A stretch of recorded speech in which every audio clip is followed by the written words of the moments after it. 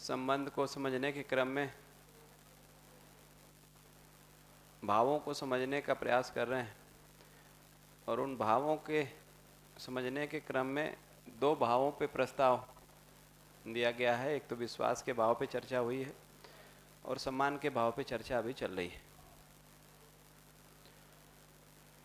संबंध को समझने के क्रम में और उसको जीने के क्रम में ये दो जो भाव हैं विश्वास और सम्मान के, ये बहुत ही महत्वपूर्ण है, क्योंकि ज़्यादातर समस्या का जो कारण है वो विश्वास का अभाव है, इंटेंशन पे डाउट। और जाने अनजाने में इंटेंशन पे डाउट हम करते रहते हैं और ये इंटेंशन पे डाउट करके हम संबंधों को खराब करते रहते हैं। जितनी सारी समस्याएं संबंध में आती है उसके अगर मूल में आप जाएंगे तो कहीं न कहीं इंटेंशन पे डाउट आपको मिलेगा और कुछ भी होगा उसके साथ साथ इंटेंशन पे डाउट भी दिखेगा। तो इंटेंशन पे डाउट संबंध में हमारा जो जीना है उसके लिए मुख्य मुद्दा है जहां से संबंध खराब होता है। इसीलिए कल भी कह रहे थे कि इस डाउट को बने रहना दिया जाए या हटा दिया जाए इसको।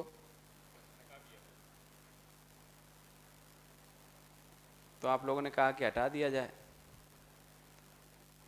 तो वो कल मैंने हटा दिया था, फिर आज आ गया। फिर आप कहेंगे फिर हटा देंगे उसको, लेकिन थोड़ी देर में फिर आप में आ जाएगा वो।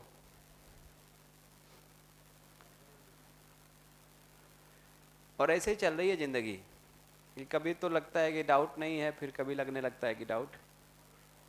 कभी तो सब ठीक चलते रहता है, फिर थोड़ी सी घटना दुर्घटना कुछ होती है, फिर हमको डाउट बन जाता है। इसलिए सजगता जरूरी है। जब भी आप संबंध में विरोध आ रहा है, गुस्सा आ रहा है, इरिटेशन है, चिढ़ रहे हैं, खींच रहे हैं, चीख रहे हैं, चिल्ला रहे हैं, विरोध कर रहे हैं, इग्नोर कर रहे हैं, इस तरह का कुछ भी आ रहा है, मतलब इंटेंशन पे डाउट शुरू हो गया है। वो ध्यान दे के देखते रहना आवश्यक है कि इंटेंशन पे डाउट है।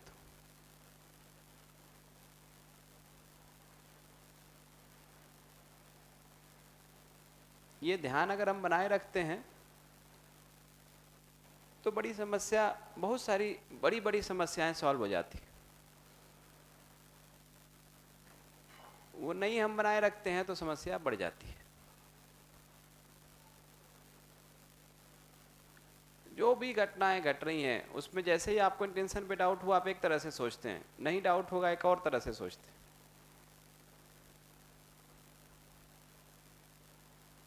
रास्ते में जा रहे हैं, गाड़ी में कुछ टकरा गया, दूसरी गाड़ी सट गया, बगल से निकल गया। वो एक दिन चौराहे पे दो लोग ऐसे जो है आमने सामने आके खड़े हो गए, लड़ी नहीं गाड़ी, खड़े हो गए। फिर दोनों उतर गए गाड़ी से, फिर कुछ कहा सुनी होने ही वाले थे, तब तक एक आदमी बीच में आ गया। उसने कहा कि भाई साहब ये बताइए आप इनको जानते हैं? तो उन्होंने कहा कि नहीं जानता हूँ। उनसे पूछा आप इनको जानते हैं? उन्होंने कहा कि नहीं जानता हूँ। तो बोले आप एक दूसरे को नहीं जानते तो ये क्यों सोच रहे हैं कि जानबूझ के लड़ाने आया था ये? भाई एक दूसरे को जानते तो कोई दुश्मनी हो सकती है कि लड़ाने आया हो, जब जानते ही नहीं है तो ये कैसे आप सोच रहे हैं कि लड़ाने आया जानबूझ के ये? तो दोनों मुस्कुराने लगे, चले गए। अब ये दृष्टि ना हो तो लगेगा कि इसकी हिम्मत कैसे हुई। अब ये इंटेंशन पे डाउट शुरू हो जाता है। आप इस दृष्टि से देखते हैं तो लगता है कि हाँ यार जानबूझ के क्यों लड़ाने आएगा कोई, हो गई गलती, उससे भी हो गई, मेरे से भी हो गई, आ गए आमने सामने। तो इंटेंशन पे डाउट होगा तो हम आगे का सोच ही नहीं पाते हैं। इंटेंशन पे जब ट्रस्ट हो जाता है, एक बार ये जो प्रश्न चिन्ह है ये हट जाता है, तब अगला स्टेप हम सोच पाते हैं कि अब क्या करें, इसके साथ क्या कार्यक्रम होगा। अगर वो इंटेंशन पे डाउट हो गया तो हमको अगला स्टेप नहीं दिखेगा, क्या करें अब, दिखेगा नहीं, वो नहीं दिखेगा। इसलिए पहले तो हमको इस पे ट्रस्ट हो, दूसरे के इंटेंशन पे हमको डाउट खत्म हो, तब हमको नेक्स्ट स्टेप दिखेगा और फिर हम अगले स्टेप पे जा सकते हैं। डाउट करके हम नेक्स्ट स्टेप देख ही नहीं पाते। डाउट करके तो हम विरोध, इग्नोर, गुस्सा, चिढ़ना, खींचना, चीखना, चिल्लाना, उसमें चले जाते हैं। इसलिए अगला स्टेप हमको नहीं दिखता है। एक बार वो विश्वास हो जाए फिर हम सोच पाते हैं कि अब क्या करें। सामने वाले से गलती होना था, हो गई, अब उसको ठीक करने के लिए हमें क्या करना है, उसको हम सोचें।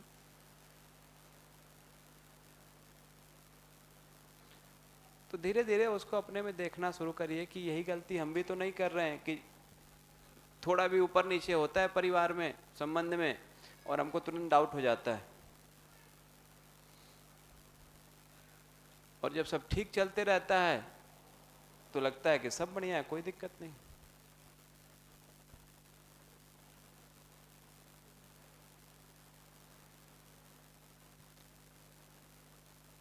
क्योंकि अनुकूलता में जब हम जीते हैं तो लगता है कि सब बढ़िया है। जैसे कुछ प्रतिकूल वातावरण आता है ना, तब असली परीक्षा होती है।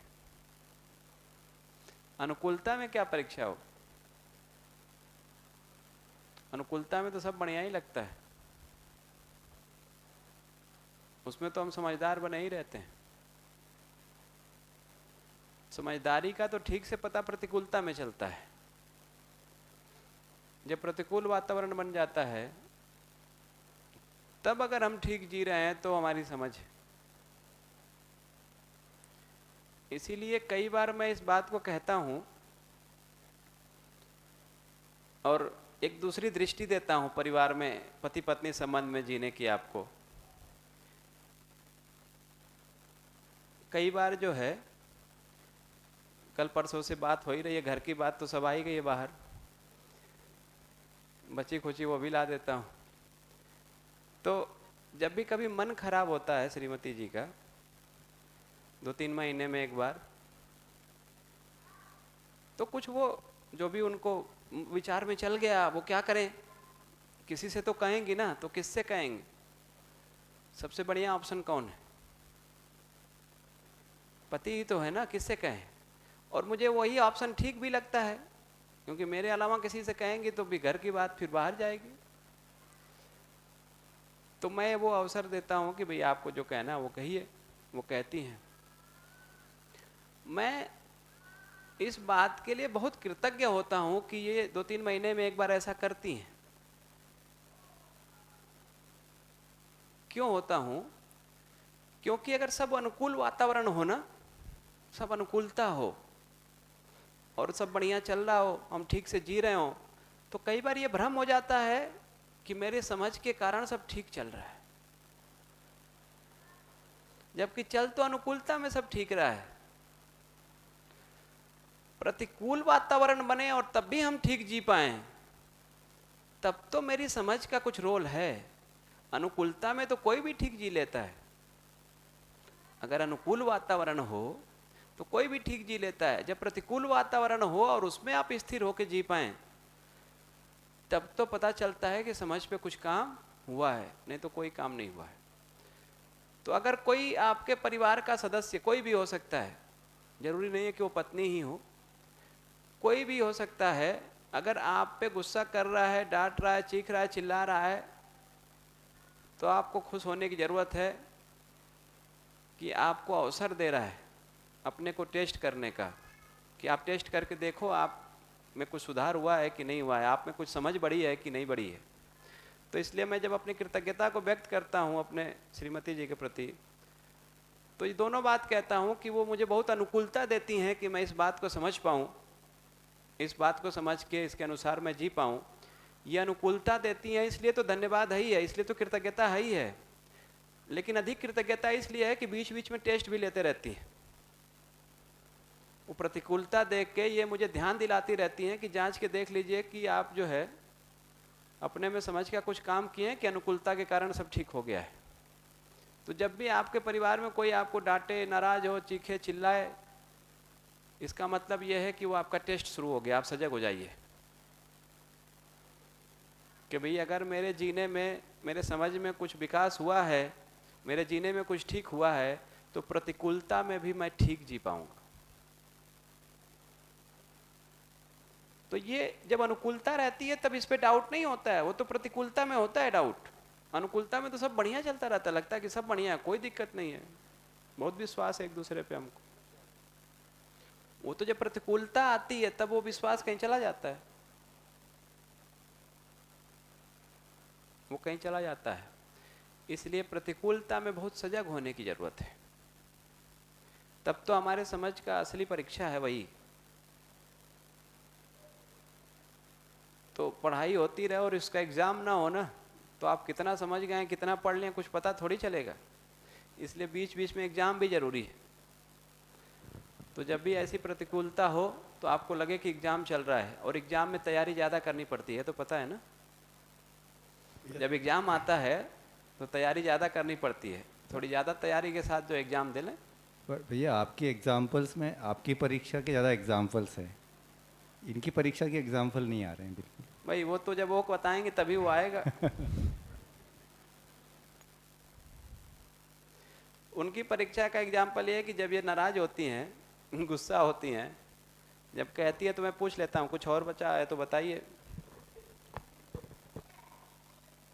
तो इसमें उनका गुस्सा और बढ़ता है कई बार। लेकिन मैंने देखा कितना पूछ लेने से ध्यान भी जाता है।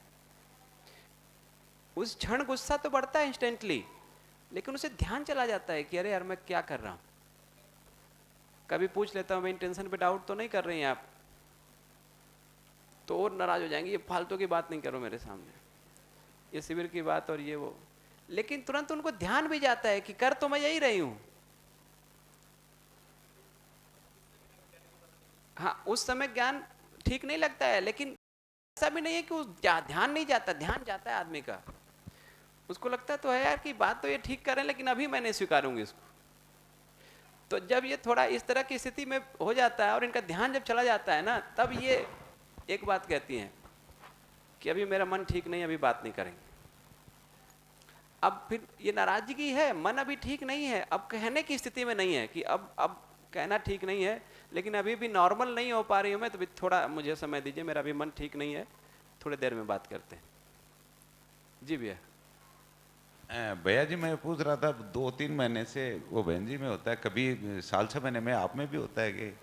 होता है ना, तो नहीं होता ऐसा नहीं कह सकता मैं, लेकिन मैंने ये देखा कि मेरे में जब रिएक्शन आता है तो उसका ड्यूरेशन अब बहुत छोटा हो गया है। एक तो उसमें से ज़्यादातर रिएक्शन बाहर नहीं आता है, बाहर व्यक्त हो जाए, ऐसा मेरा मतलब बचपन से भी, मतलब मेरा जीना इस तरह का रहा कि बाहर मैं रिएक्शन करता हूँ संबंध में बहुत कम है। ऐसा पहले से भी मेरा इस तरह का व्यवहार रहा, लेकिन अभी भी मैं उसको देखता हूँ कि अभी भी बाहर आ जाए वो ऐसा बहुत कम है, अंदर है। अंदर भी जो है वो ऐसा है कि 2-4-10 सेकंड में अब चलता है मामला। मैं एक घटना बताता हूँ अपने रिएक्शन का। एक दिन जो है गांव में, पिछले साल इसी समय की बात है, और आई थिंक कि डेट भी यही 20 या 21 जून ही रहा होगा। तो हुआ ये कि पिछले साल गर्मी की छुट्टी में साथ में रहते हैं हम लोग गांव में, तो गांव आई, वहाँ पे एक 18 से 25 जून का एक शिविर रखा गया। वहाँ पे एक संजय सिंह जी हैं, वहाँ पे एक स्कूल चलाते हैं, उनके स्कूल के टीचर्स के साथ। तो ये गांव आई थी, तो इनका मायका वहाँ पे पास में है, दिल्ली तो रहते हैं लोग, लेकिन जो गांव है इनका वो पास में ही है, वहाँ 20-25 किलोमीटर पे। तो जब भी गांव हमारे यहाँ आती हैं तो थोड़े दिन के लिए, 1-2 दिन 3 दिन के लिए वहाँ भी जाती हैं मिलने सबसे। तो वहाँ भी जाना था, तो हमने कहा कि वर्कशॉप के दौरान जाइएगा, क्योंकि उस समय मैं व्यस्त रहता हूँ, समय नहीं मिलेगा, तो उसी समय जाइएगा।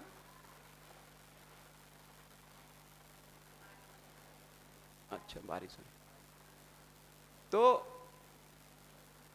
वो गई। अच्छा, मैं वर्कशॉप में व्यस्त था, तो 2-3 दिन बीत गया, और मैंने जो है सोचा कि ठीक है, जब आना होगा तो बात होगी, वो आ जाएंगी। 2-3 दिन जब बीत गया तो उनको फोन आया कि आपको तो ध्यान ही नहीं है। आप तो व्यस्त हो गए अपने वर्कशॉप में, हम लोग को यहाँ छोड़ के। तो मैंने सोचा अब मेरे, मैं भूल तो गया ही था, निश्चित बात है। तो मैंने कहा कि मैं आज ही फोन करने वाला था आपको कि भाई कब तक रहना है, वहाँ आना है कि नहीं आना है। तो इन्होंने कहा कि नहीं नहीं ये बहाना है यहाँ सब। तो खैर ये बात हो गई। तो मैंने कहा कि मैं कल आ जाता हूँ और ले आता हूँ, बुधवार का दिन था। तो कल आ जाता हूँ और ले आता हूँ आपको। तो इन्होंने कहा कि नहीं कल नहीं जा सकते, क्योंकि इनके माता जी का ऐसा मानना है कि मायके से बृहस्पतिवार को नहीं जाएंगी ये कहीं, उनका अपना जो भी वो है दिन है। तो बृहस्पतिवार को मायके से कहीं नहीं जा सकती, ससुराल से कहीं जाना हो जाए, मायके से कहीं नहीं जाएंगे। तो उन्होंने कहा कि कल तो बृहस्पति है। तो हमने कहा कि हाँ ये बात तो ठीक है। तो ऐसा करता हूँ कि एक दिन और लेट नहीं करता हूँ, कल शाम को मैं आ जाता हूँ और परसों सुबह वहाँ से लेके आपको चलाऊँगा, क्योंकि सुबह ही शाम का समय है, दिन भर तो वर्कशॉप चल रहा है। शाम को जब अंधेरा होगा तभी हम फ्री होंगे, और जब सुबह 8 बजे से ही वर्कशॉप है तो उसके पहले ही समय है। तो इन्होंने कहा कि हाँ ठीक है, बात हो गई, तय हो गया। मैं भी वर्कशॉप से लौटा और कहा कि मैं जाता हूँ लेने। अब उसमें स्थिति क्या है कि एक जो गाड़ी में लेके गया था वो गाड़ी पुरानी है थोड़ी। तो भाई साहब ने कहा कि दूसरी वाली गाड़ी निकाल लो। मैं नहीं निकालना चाह रहा था इसलिए क्योंकि बारिश हुई थी और कीचड़ था, और भाई साहब उस गाड़ी को ज़्यादातर चलाते हैं, उनको ना मतलब बहुत मेंटेन करके रखते हैं उसको, साफ़ सुथरा गाड़ी को। तो मैंने सोचा कि क्यों निकालूं उसको। तो बोले नहीं नहीं लेके जाओ उसको। तो मैं गया, उसको निकाला गाड़ी को, फिर वो थोड़ा तो कीचड़ लगता ही है, लेके चला। जो मैं घर से जब चल दिया तो मैंने फ़ोन किया कि नहीं, चलने से पहले मैंने फ़ोन किया, फ़ोन बंद था, बात नहीं हुई। फिर मुझे लगा किसको फ़ोन करूं, तो इनका एक चाचा का बेटा, उसको फ़ोन किया, वो घर पे नहीं था। तो उसने अपने पत्नी का नंबर दिया, फिर उसको फ़ोन किया, तो उसने बात कराया। तो मैं कहा कि मैं आ जाता हूँ और सुबह लेके चले आऊँगा आपको। तो इन्होंने कहा कि ठीक है। अब ये सब बात होने के बाद मैं गाड़ी निकाला, चल दिया। जैसे थोड़ा आगे बढ़ा तो इनका फ़ोन आया। ये कह रहे हैं कि चाची कह रही हैं कि शुक्रवार को विदाई नहीं होती हमारे यहाँ। अब इतना इन्होंने कहा और मुझे मतलब घूम गया विचार कि एक तो बृहस्पति को नहीं हो सकती थी तो बृहस्पति को बचाया, और शुक्रवार को लेने के लिए जा रहा हूँ कि बृहस्पति को जाके शुक्र को सुबह लेके आ जाऊंगा। तो अब ये कह रहे हैं कि शुक्र को भी नहीं होगी, और आने की जल्दी भी इनको थी, मैंने तो बहुत जल्दी भी नहीं थी।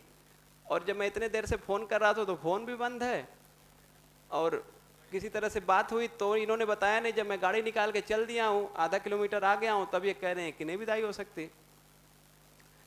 तो ये तो इतनी तेज चलता है ना कि आपको पता नहीं चलेगा, 2-4-5 सेकंड में सारा चल गया। ये यहाँ तक चलने में कोई दिक्कत नहीं थी। अगला विचार मेरा क्या चला कि अब मैं लेने नहीं जाऊंगा, आपको आना होगा तो आइएगा। मैं बोला नहीं इनको, मेरे में ये चल गया कि मैं लेने तो अब नहीं जा रहा है, अब उनको आना होगा तो आएंगे, नहीं आना होगा तो नहीं आएंगे। ये चला मेरे विचार में, और मैं गाड़ी खड़ा कर दिया। और मैं अगला विचार ये किया कि ये जो मैंने अभी विचार किया इस पर मैं कितना स्टैंड ले सकता हूँ। मैं यही विचार करता हूँ, जब मेरा विचार कभी खराब हो जाता है, भाव खराब हो जाता है, तो मैं ये सोचता हूँ कि इस विचार पे मैं स्टैंड कितना ले सकता हूँ। तो मुझे उत्तर मिला कि मैं ले ही नहीं सकता, अभी कल जाऊंगा फिर लेने इनको। तो फिर मुझे लगा कि ये विचार क्यों करना। तो 5-7 सेकंड ऐसा बीता तो मुझे लगा कि ये तो बहुत बेहोशी है भाई, क्या कर रहा हूं मैं। तो मैं फिर क्या किया कि अब वो गाड़ी मतलब ऐसा मन खराब हुआ कि मैं गाड़ी खड़ी कर दिया था। फिर मुझे लगा अब करूं क्या। अच्छा, उसमें कई सारी चीज़ें जुड़ती हैं, एक दो चीज़ें नहीं है। मतलब इतना जो बताया ना कि आना इनको था, फिर बृहस्पतिवार बचाया, फिर शुक्रवार बचाया, वर्कशॉप चल रही है, सुबह शाम का ही समय है, दिन का समय नहीं है, ये सारी चीज़ें तो जुड़ी थी। उसमें ये कि फिर दूसरी गाड़ी निकाली, भाई साहब की गाड़ी, वो फिर गंदी हो गई और फिर कीचड़ भी लग गया उसको, अब निकल के आ भी गई है, उसको फिर वापस खड़ी करूँगा। इतनी सारी चीज़ें जुड़ जाती हैं ना, तो आपका विचार कब ट्रिगर करता है और कब वो इंटेंशन पे डाउट हो जाता है वो पता नहीं चलता। तो वो इंटेंशन पे डाउट हुआ ये जरूर है कि आजकल वो जब होता है कभी तो 2-4-5 सेकंड में मैं उसको तुरंत ही शिफ्ट करता हूँ कि भाई ये हुआ क्या, अभी मैं सोच क्या रहा हूँ, मतलब क्या स्थिति है मेरी। तो 2-4-5 सेकंड में वो बदल गया। तो मैंने देखा कि गाड़ी में तेल कम है, तो मैंने कहा कि चलो निकल गया हूँ तो तेल डलवा के आ जाता हूँ, कुछ तो काम हो। तो मैं चला गया पेट्रोल पंप, तेल डलवा के गाड़ी में फिर लौटा। भाई साहब पूछे क्या हो गया, मैंने बोला कि नहीं नहीं कल उनके यहाँ विदाई नहीं हो पाएगी और चाची घर पे थी नहीं। अब झूठ बोलना पड़ा वो कि चाची घर पे थी नहीं, तो इसलिए वो पूछ के बता नहीं भाई चाची आई हैं, तो उन्होंने बताया, तो अभी पता चला कि शुक्रवार को विदाई नहीं होगी, तो कल जाएंगे लेने उनको, परसों लेके आएंगे। तो बोले ठीक है कोई बात नहीं। तो ये मैं कह रहा हूं कि वो कब इंटेंशन पे डाउट हो जाए ना, वो पता नहीं। अगर आप सजग नहीं हुए तो विचार चल जाता है, इसलिए बहुत सजगता की जरूरत है। इतना ही हुआ है कि धीरे धीरे वो ड्यूरेशन जो है मिनट से सेकंड में आ गई, कि वो जैसे ही विचार में आता है वैसे ही पकड़ में आ जाता है कि भाई ये तो ठीक नहीं है, ये लाइन ठीक नहीं है, तो वो रोक पाते हैं, वो रुक जाता है। नहीं वो ध्यान बना रहेगा अपने पे विचारों पे, तो वो कितना चल जाएगा पता नहीं कहाँ ले जाएगा। और इसे एक और थोड़ी बारीक बात पे मेरा ध्यान गया, जो इधर पिछले कुछ दिनों में गया है मेरा उस पे ध्यान है, बात थोड़ी बारीक। वो मैंने ये देखा कि अभी भी जो ये मेरे विचार में कुछ गलत आता है, मेरे भाव में कुछ गड़बड़ होता है और उसको मैं ठीक करता हूं,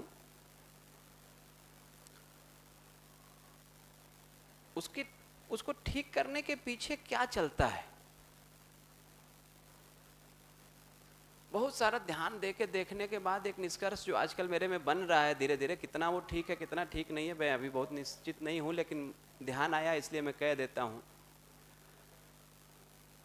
कि आप एक मतलब आपकी गिनती एक अच्छे व्यक्ति में होती है ना, कि मैं जो है एक यूएचबी का वर्कशॉप लेता हूँ, एक रिसोर्स पर्सन हूँ, और उसमें भी जैसे तैसे भी जो है, अब सीनियर रिसोर्स पर्सन में हम लोग की गिनती, मतलब मेरी और मतलब भानु सर तो मेरे से सीनियर, उनके बाद 2-3 लोग हम लोग हैं, गोपाल जी हम सीनियर रिसोर्स पर्सन में गिनती होने लगती है, क्योंकि नीचे बहुत टीम तैयार हो गई। तो एक सीनियर रिसोर्स पर्सन है, तो आपके आचरण में कुछ गलत होगा, ये आपसे अपेक्षा नहीं है लोगों को, ठीक। ये अपेक्षा अगर नहीं है आपसे, तो आपको उसका ध्यान भी रखना पड़ता है कि हमारे जीने में कुछ ऐसा ना हो कि उसका इफेक्ट और बहुत सारे लोगों तक जाए। वहां तक तो फिर भी ठीक है, लेकिन कहीं ना कहीं ये जब अपने में बनता है कि हम कुछ अच्छा जी रहे हैं और हम ठीक जीने का प्रयास कर रहे हैं, अपने में कुछ अध्ययन कर रहे हैं, तो उसका एक अहंकार बनता है किसी रूप में। वो अहंकार नहीं है, मैं अभी कहने की स्थिति में नहीं हूं कि नहीं है। अब वो इसको अहंकार नाम दे, जो भी नाम दें, मतलब उसको वो दबाव नाम दें या जो भी नाम दें, लेकिन वो कुछ तो है जो आपको गलत करने से आपको रोकता है। तो अभी मैं जो गलत करने से रोक पाता हूं अपने को, या 2-4-5 सेकंड में जल्दी से उसको मूल्यांकन कर पाता हूं, उसके पीछे मुझे बहुत कुछ समझ में आ गया। इसलिए हो रहा है कि ये मैं अच्छा व्यक्ति हूं ऐसा अपना अधिमूल्यन करके मेरे व्यवहार में कुछ ऐसा ना हो कि लोगों को गलत चला जाए, या मुझे खुद को ये लगे कि मैं क्या गलत कर दिया, इसलिए मैं उसको रोक पाता हूं। अभी ये कहने की स्थिति में मैं नहीं, अभी उस पर अपने में देखने का चल रहा है, कुछ प्रयास चल रहा है कि क्यों हो रहा है। लेकिन ये जरूर है कि आचरण में बाहर मैं कुछ व्यवहार में चूक कर दूं, ऐसे समय बहुत कम है, लेकिन विचार में नहीं चलता है, ये तो अभी नहीं कह सकता। विचार में तो आता है, ये जरूर है कि वो ड्यूरेशन बहुत छोटा हो गया है, 2-4-5-10 सेकंड में मूल्यांकन हो जाता है कि ये ठीक नहीं है, इसको बदलो, ये क्या चला रहे हो विचार में, ये ठीक नहीं है, उसको बदल देता हूँ। तो वो मेरे बहुत समझ जाने के बाद वो हो गया है, या मैं एक ठीक व्यक्ति हूँ इसलिए मैं गलत कर सकता, उसका एक दबाव है इस कारण करता हूँ, अभी ये मतलब मैं कहने की स्थिति में तो नहीं। लेकिन ये जरूर है कि आचरण में कोई गलती, बहुत बड़ी कोई गलती इस तरह की होती नहीं है जनरली। अभी व्यवहार में कोई चूक हो जाए ऐसा बहुत कम है। सामने वाले को समझने में कई बार हो सकता है, लेकिन मेरे तरफ से वो है ऐसा नहीं, जनरली नहीं है।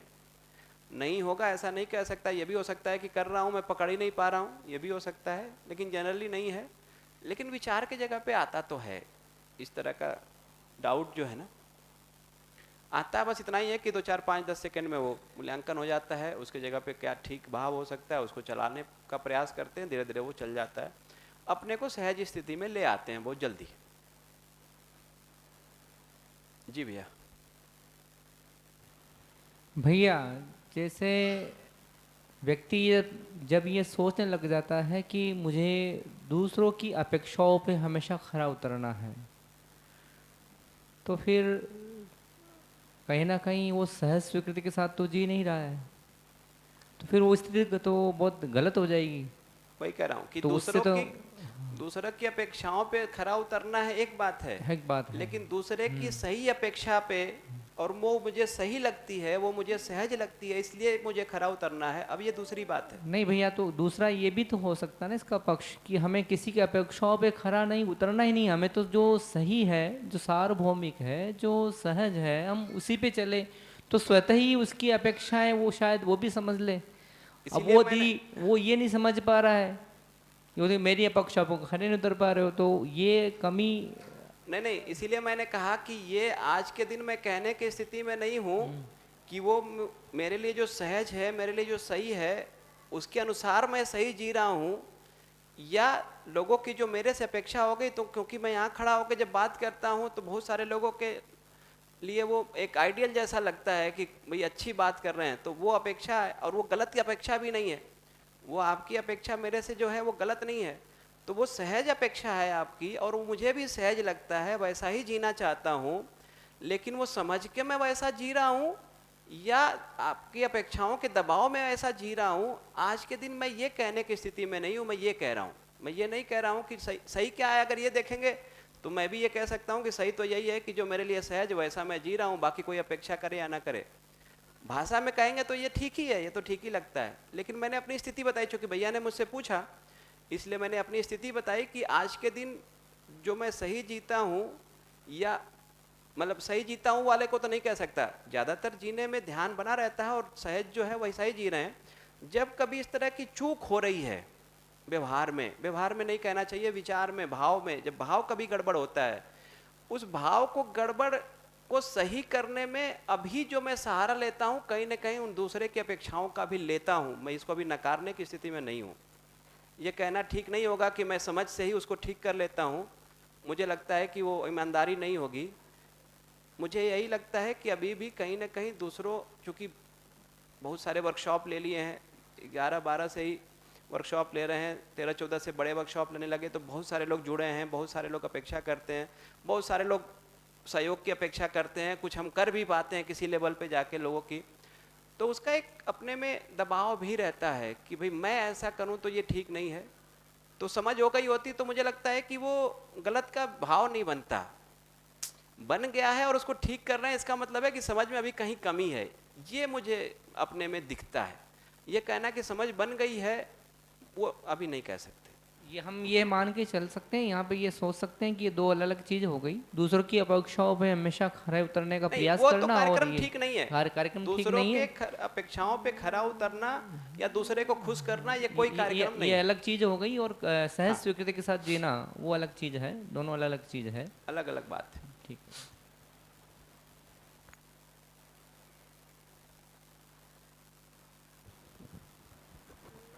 थोड़ा क्वेश्चन अलग है भैया, आपका ठीक लगे तो आंसर करें। जैसे अभी आप 2008 से आप लोग एक्सप्लोर कर रहे हैं, अभी 24 है, यानी कि 16 साल से। ऐसे और भी लोग हैं जो 25-30 साल से भी इस प्रोसेस में और बहुत इंटेंसली इस प्रोसेस में हैं। लेकिन 30 साल के बाद भी जो नागराज जी की जो स्थिति है, अनुभव की जो स्थिति है, उसके बारे में अभी किसी ने घोषणा नहीं की है। तो भैया कुछ इस कंटेंट की लिमिटेशन है, या उनके प्रयास में कमी है, या और ज़्यादा समय की बात है?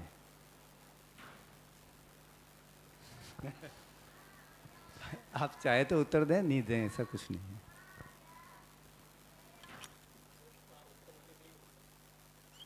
मुझे, चूँकि मैं बहुत आधिकारिक व्यक्ति नहीं हूँ इसमें कुछ कह पाने का, लेकिन जितना मैं इसमें सोच पाता हूँ उतना मैं कह सकता हूँ। मुझे ऐसा लगता है कि जब भी कोई भी प्रयास में आप जाते हैं, जैसे मैं अपने को देखता हूँ, तो मेरा हमेशा से सोचने का क्या तरीका रहा है, मैं जब इस बात को सुना तो मुझे लगा कि ये बहुत ही अच्छी बात है और मुझे समझना है। इनफैक्ट मैं सुना भी इसी आधार पे, क्योंकि भानु सर के जीने में जो शिफ्ट मैंने देखा 2 साल में, मतलब 2005 में जब मैंने बीटेक में एडमिशन लिया, तो भानु सर हमारे कॉलेज के सबसे अधिक गुस्सा करने वाले टीचर थे, सबसे अधिक गुस्सा करने वाले टीचर थे। और 2007 में जब उनका एक्सीडेंट हुआ उसके बाद तक वो कॉलेज के सबसे कम गुस्सा करने वाले व्यक्ति बन गए। और ये चेंज मुझे दिखता है और ये चेंज मुझे बहुत अपील करता है। दूसरों को नहीं किया होगा, मुझे तो बहुत अपील करता है कि कोई एक गुस्सा करने वाला व्यक्ति का गुस्सा कम हो गया, तो मुझे तो ये चेंज बहुत अपील करता है। तो मैं उसी आधार पे ही वर्कशॉप में आया, उसी बात को देख के आया। क्योंकि हमारे यहाँ फर्स्ट ईयर में, जब हम लोग फर्स्ट ईयर में थे, तो हमारे मैकेनिकल डिपार्टमेंट को आईटी सब्जेक्ट को पढ़ाते थे। तो जनरली मैकेनिकल का कोई बच्चा हॉस्टल में मिलता था ना, तो भानु सर को ही गाली देता हुआ मिलता था। इतना डांटते और इतना ज़्यादा शासन पूर्वक क्लास को चलाते थे। तो 2 साल में वो चीज़ें बदल गई, तो मुझे लगा कि ये बात तो बहुत महत्वपूर्ण है और मैं फिर उसको समझूं। तो मैं समझने के लिए तैयार हुआ और शिविर किया और बात को सुना। वो सुनने के बाद मतलब ज्ञान की प्यास मेरे में आ गई या पहले से थी और मैं ज्ञान के लिए चल दिया, ऐसा मुझे नहीं लगता है। मुझे लगा कि जीने में बहुत सहयोग मिलेगा और जीना ठीक हो जाएगा। और वो हुआ भी, एक लेवल तक वो काम हुआ, समझने का प्रयास किए, कुछ जीने में चीज़ें आई, कुछ शिफ्ट हुआ, कुछ व्यवहार और कुछ भाव, कुछ विचार, सब ठीक भी हुआ। ऐसा करते हुए जितने आपके प्रश्न बनते हैं, मुद्दा तो उतना ही है ना कि जब आप जी रहे हैं, प्रयास कर रहे हैं, उसमें कुछ प्रश्न बनेंगे। जितने मेरे प्रश्न बने वो भानु सर तक जाके उसका हमको समाधान मिल जाता रहा, या कभी गणेश जी के साथ संवाद करके मिल जाता रहा, या कभी श्याम भैया से बात हुई तो मिल गया। मुझे कभी ये नहीं लगा कि मेरा प्रश्न ऐसा है कि उसके लिए बाबा जी का समय मैं लूं, वो मुझे कभी नहीं लगा। इनफैक्ट कई सारे प्रश्नों के लिए मैं गणेश जी का भी समय लूं, वो भी मुझे तर्क संगत नहीं लगता था। मुझे लगता था कि भानु सर तक में वो हो ही जाता है ज़्यादातर। कभी नई अवसर बना या सर मिल गए या चर्चा होने लगा, कुछ संवाद हो गया तो सर से पूछ लिया, कभी श्याम भैया से पूछ लिया।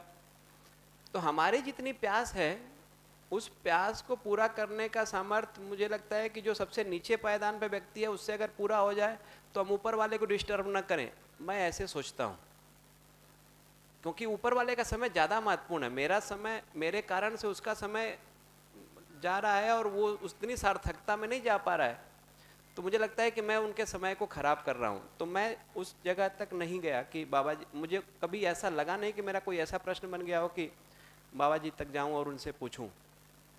इसलिए मैं गया भी नहीं। एक बार मिलने गया था, 1-2 बार कभी ऐसे सम्मेलनों में या कहीं आए, कानपुर आए तो मिलना हुआ, लेकिन कोई मैंने प्रश्न नहीं रखा। बल्कि मैं जब एक बार अमरकंटक गया भी, तो बाबा जी ने कहा कि पत्नी के साथ विवाह के बाद गए थे हम लोग, तो बाबा जी ने बैठाया, पूछा बताओ, तो मैंने कहा कि कुछ नहीं बाबा, आशीर्वाद। तो बाबा तो यही कहते थे कि भाई आशीर्वाद से नहीं होगा, समझो प्रयास कर रहे हैं। तो वही कहते थे, प्रयास तो हाथी भी करता है और चींटी भी करता है, कौन सा वाला प्रयास है। तो ऐसे कुछ संवाद छोटे मोटे हुए, ज़्यादा नहीं हुआ। हाँ, और लोग कुछ बैठे रहते थे, संवाद करते रहते थे, अपन को ये लगता था कि बैठ के सुन ले। मतलब मेरे कोई ऐसी जिज्ञासा नहीं है कि मैं उनका समय लूँ, ऐसे हमेशा सोचते रहे। इस क्रम को जब मैं आगे बढ़ाता हूँ तो मुझे लगता था कि जैसे मेरे प्रश्नों का उत्तर देने के लिए 2-4 लोग हमारे साथ थे कि अभिषेक भैया से बात कर लिया, श्याम भैया से बात कर लिया, भानु सर से कर लिया, गणेश जी से कर लिया, ऐसे। इसी तरह से उनके लिए भी 1 स्टेप 2 स्टेप 3 स्टेप आगे तक लोग थे, संभव भी थे। अब उसके ऊपर जब जाता हूँ तो मैं ये देखता हूँ कि भाई मेरी जितनी प्यास है उतना मिल रहा है, तो मुझे लगता है कि पूरा है। जब मेरी प्यास इतनी हो जाएगी कि उसके भरने का अगर मुझे नहीं मिल रहा है, तब तो मैं कह पाऊंगा कि ये पूरा नहीं पड़ रहा है।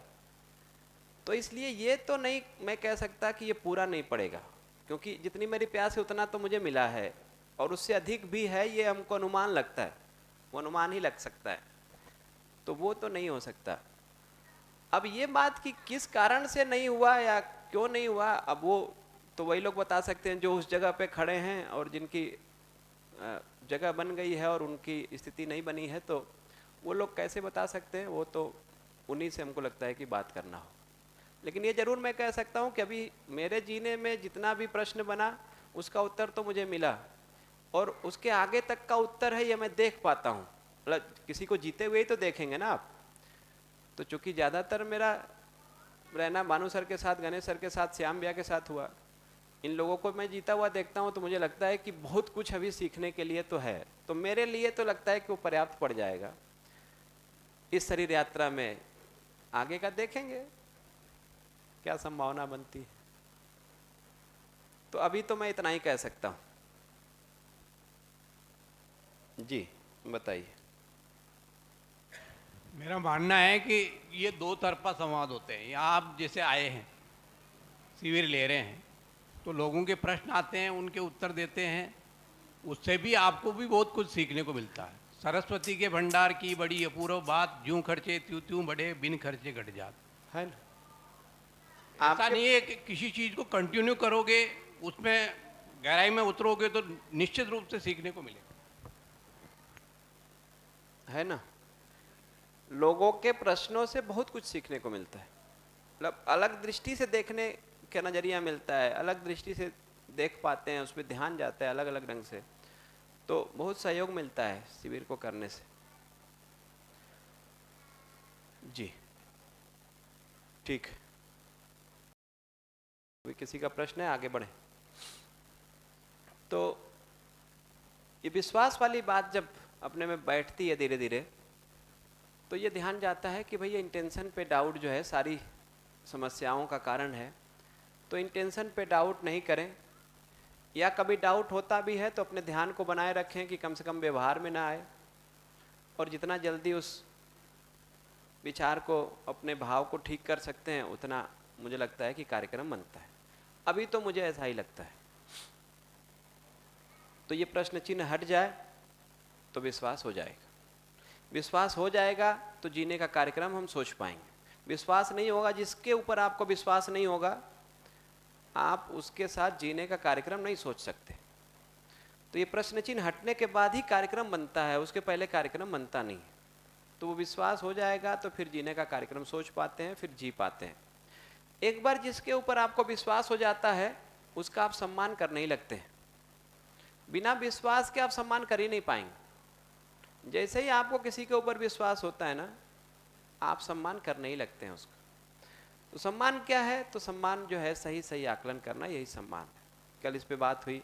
सही सही आकलन जब करने जाते हैं तो जनरली सही आकलन ना करके हम कोई 3 तरह का आकलन करते हैं, अधिमूल्यन, अवमूल्यन और अमूल्यन। और ये सम्मान नहीं है, क्योंकि अगर सही सही आकलन सम्मान है तो उसके अलावा अगर हम कुछ कर रहे हैं तो ये क्या है?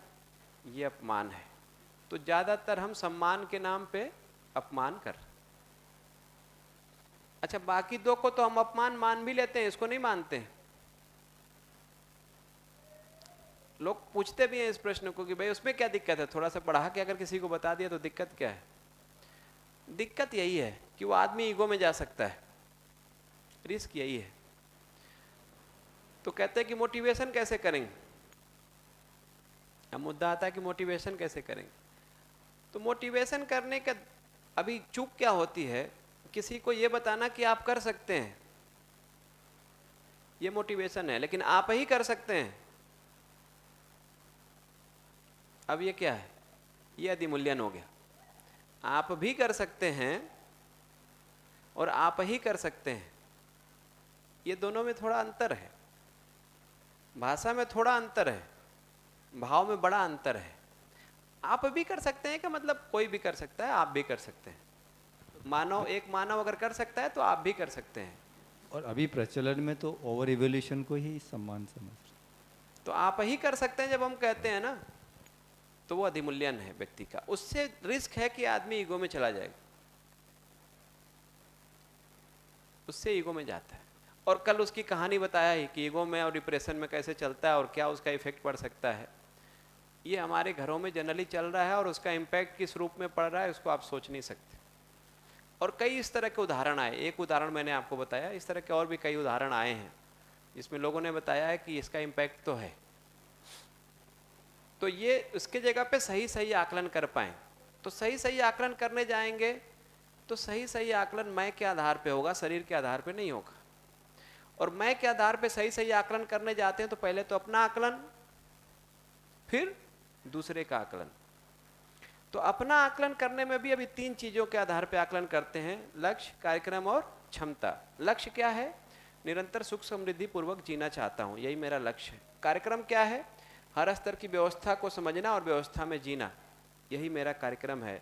और क्षमता क्या है? मैं निरंतर इच्छा विचार आशा संपन्न हूं, यही मेरी क्षमता है। मैं अपनी क्षमता का प्रयोग करके सही कार्यक्रम को करते हुए अपने सुख समृद्धि के लक्ष्य तक पहुंच सकता हूं। ये जो कॉन्फिडेंस है, ये जो विश्वास है, यही सेल्फ रिस्पेक्ट, यही अपना ठीक ठीक आकलन है।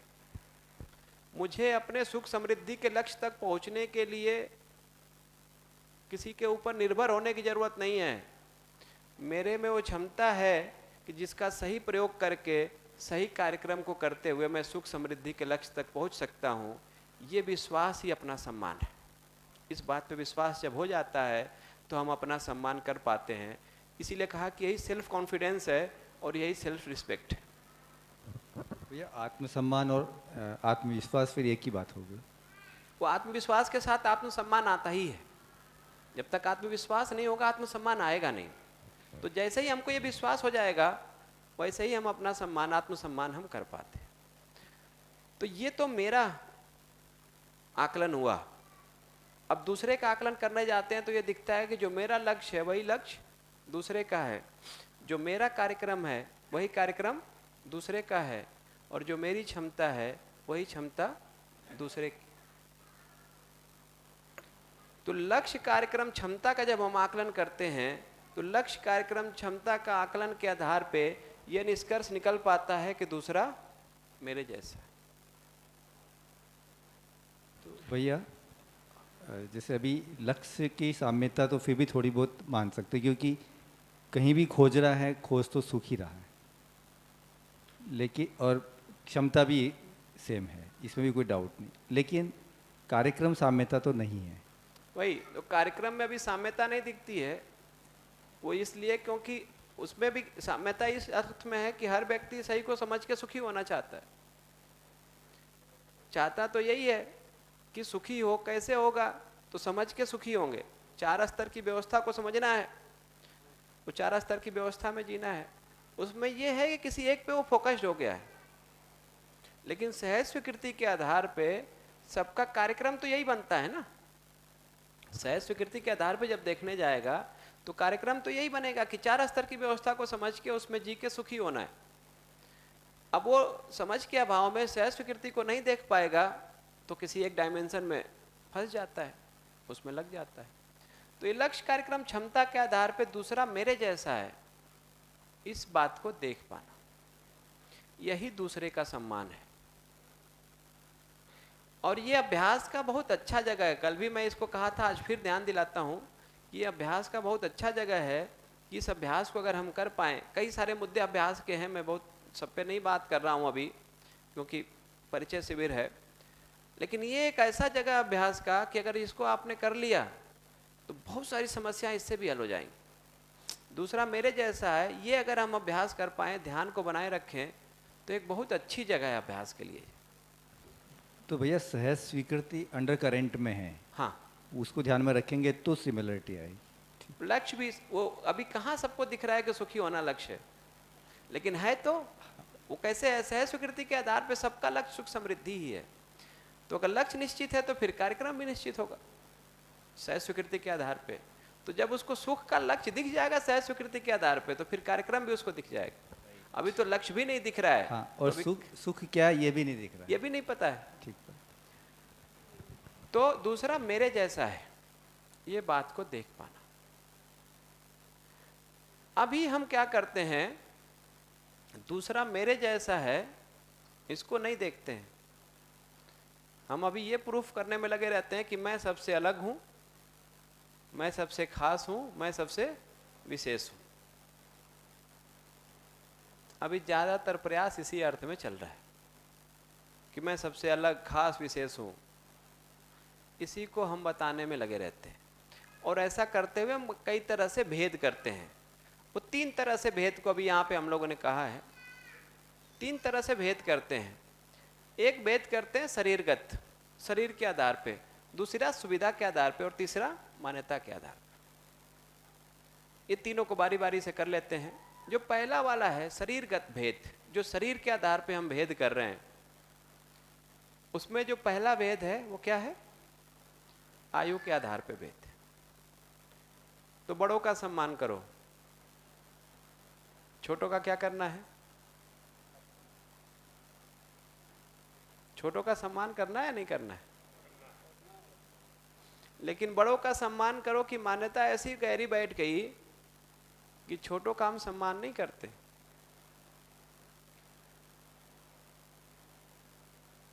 छोटा कोई दे इधर आ, ये जो बोल रहे हैं इधर आ, वो आना तो नहीं चाहता, वहीं अकड़ जाता है, लेकिन उसको आना पड़ता है क्योंकि उसको पता है कि नहीं आएगा तो आप अमानवीयता पे उतर जाएंगे। भैया यहाँ हम इस बात को तो शामिल कर रहे हैं कि सम्मान सबका होना चाहिए, छोटे का भी बड़ा, लेकिन अभिव्यक्ति पर डिफरेंस को भी हम एक्सेप्ट तो कर रहे हैं, रहेगा ना? तो वो भी ज़रूरी है क्या? अभिव्यक्ति में अंतर रहेगा, लेकिन उस अभिव्यक्ति में भी अदरवाइज कुछ नहीं करेंगे ना। आप ये नहीं कर सकते कि अब ए इधर आ, जब कह रहे हैं तो हम सम्मान कर रहे हैं उसका। हाँ नहीं। अभी कल शाम को हम लोग जब यहाँ से जा रहे थे तो लौटते समय लोगों को बुलाया, बच्चे बैडमिंटन खेल रहे थे, तो कुछ बात हो रही थी, तो सुनील जी ने कहा उनसे क्या, हाँ कुछ वैसा हुआ कि लाइट ऑफ कर रहा था तो बोला कि लाइट नहीं ऑफ करिए, इनको भूत से डर लगता है। एक कोई बच्चा था, तो सुनील जी ने पूछा कि तेरे को भूत क्या है पता है? तो प्रज्ञान से पूछ रहे कि तेरे को इसका मतलब क्या है? तो फिर उन्होंने कहा नहीं, आपको पता है कि भूत का क्या मतलब होता है? अब ये क्या है, अभ्यास हो गया है, हम ध्यान नहीं रखते। ये अभ्यास की बात है भाई। हम जब बड़े से बात करते हैं तो बहुत आदर पूर्वक करते हैं, छोटे से करते हैं तो हम ध्यान ही नहीं रखते हैं। अपमान करना हमारा उद्देश्य नहीं है, ये निश्चित बात है, लेकिन हम ध्यान नहीं रखते। मैं यही कहता हूं कि जिस जिम्मेदारी से आप अपने पिताजी से बात करते हैं उसी जिम्मेदारी से अपने बेटे से करते हैं क्या? मतलब आप भी कह देने को मैं अच्छा नहीं मानता कि सम्मान हो गया। जिम्मेदारी क्या है? पिताजी से जिस जिम्मेदारी से हम बात कर रहे हैं उसी जिम्मेदारी से हम बच्चे से कर रहे हैं कि नहीं कर रहे हैं? हम इग्नोर करते रहते हैं, इग्नोर चलता रहता है। वो मोबाइल में, टीवी में कार्टून देख रहे, क्या फालतू की चीजें देख रहे हो? अब वो फालतू का तो ऐसा बताते हैं जैसे अपने बहुत सार्थक करेंगे। रिमोट ले लेते हैं, न्यूज लगा देते हैं। अब ये न्यूज लगा दिया, लगता है कि ये काम की चीज है। ऐसा लगता है कि अगर ये न्यूज नहीं देखेंगे तो प्रधानमंत्री डिसीजन नहीं ले पाएंगे। अब ये जो हम कर रहे हैं ना, उसकी दुनिया, उसको हम नहीं समझने का प्रयास कर रहे हैं। उसको भी लगता है भी क्या ये न्यूज देखते रहते हैं आप, एक ही चीज तो सब बता रहे हैं। लेकिन वो हम उतना उसको सम्मान नहीं देख पाते क्योंकि कई मान्यता वो बैठ गई गहरे में कि बड़ों का सम्मान। आयु के आधार पे हम सम्मान करते रहते हैं, ये हम भेद करते हैं। सम्मान का आधार बना लिया आयु को, दूसरे को अपने जैसा नहीं देख पा रहे। दूसरा, लिंग के आधार पे भेद करते हैं। तो महिला का सम्मान करो, पुरुषों का क्या करना है? कहते हैं ना कि महिला का सम्मान करो, पुरुषों का करना है कि नहीं करना है? क्या लगता है?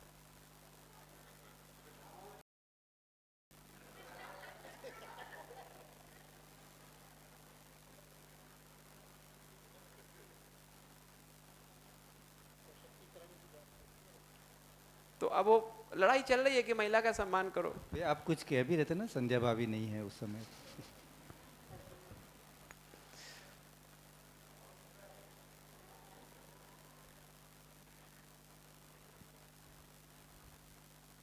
तो महिला का सम्मान करो। जब हम, मैं ये कहता हूँ, जब ये कहता हूँ तो पुरुष को लगता है कि हाँ, भैया ने जो अभी कहा ना कि हाँ आप दर्द को समझ रहे हैं, थोड़े देर में अभी बदल जाएगा वो मामला।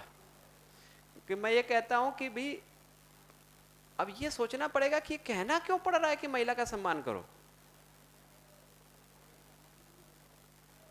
कुछ तो गड़बड़ है, कुछ तो गड़बड़ है कि ये कहना पड़ रहा है कि महिला का सम्मान करो। इसका मतलब है कि कहीं तो ने अवमूल्यन तो नहीं कर दिया है। ऐसा जब मैं कह रहा था तो एक वर्कशॉप में एक लोगों ने कहा कि नहीं सर, ऐसा नहीं कह सकते कि हमारे यहाँ महिला का सम्मान नहीं होता। अपने यहाँ तो देवी माँ मानते हैं, उनको देवी स्वीकारते हैं। अच्छा, देवी तभी तक स्वीकारते हैं जब तक शेर पे सवार है वो। शेर पे सवार हो जाते तो देवी स्वीकारना पड़ता है, कोई उपाय ही नहीं बचता है। तो मैंने कहा कि भैया देवी स्वीकारते हैं, बात ठीक है, या तो हम देवी स्वीकारेंगे, बहुत ऊपर रखेंगे, या तो उसको वस्तु समझेंगे। अपने जैसा हम कब देख पा रहे हैं? ये दूसरा मेरे जैसा है, ये हम देख रहे हैं कि नहीं देख रहे हैं? ये हम जनरली नहीं देखते। देवी स्वीकार है, अच्छी बात है। मेरे घर की बेटी है तो देवी माँ है, और दूसरे के घर से आई है तो ये जो बहू आती है हमारे घर में, उसको उतना ही देवी माँ मानते हैं क्या जो हमारे घर में बेटी रहती है जितना उसको मानते हैं? अभी अंतर कैसे हो जाता है? अपने जैसा नहीं देखते, दूसरा मेरे जैसा है, ये अभी नहीं देख पा रहे हैं। इसलिए कभी तो हम देवी स्वीकार लेते हैं और कभी वस्तु स्वीकारते हैं। उसको अपने जैसा नहीं देख पा रहे हैं। उसको देवी नहीं बनना है भाई, देवी नहीं बनना है उसको। उसको आप अपने जैसा स्वीकार पाए, इतना ही उसको स्वीकृति है। तो दूसरा मेरे जैसा हम नहीं देख पाएंगे। देखिए, वो सम्मान कहीं ना कहीं कुछ चूक हुई है। ये जो मध्यकालीन भारत है उसमें कुछ ऐसी चूक हुई है कि वो अथा उचित सम्मान नहीं मिला। इसलिए वो लड़ाई अभी चल रही है, महिला सशक्तिकरण और पता नहीं क्या क्या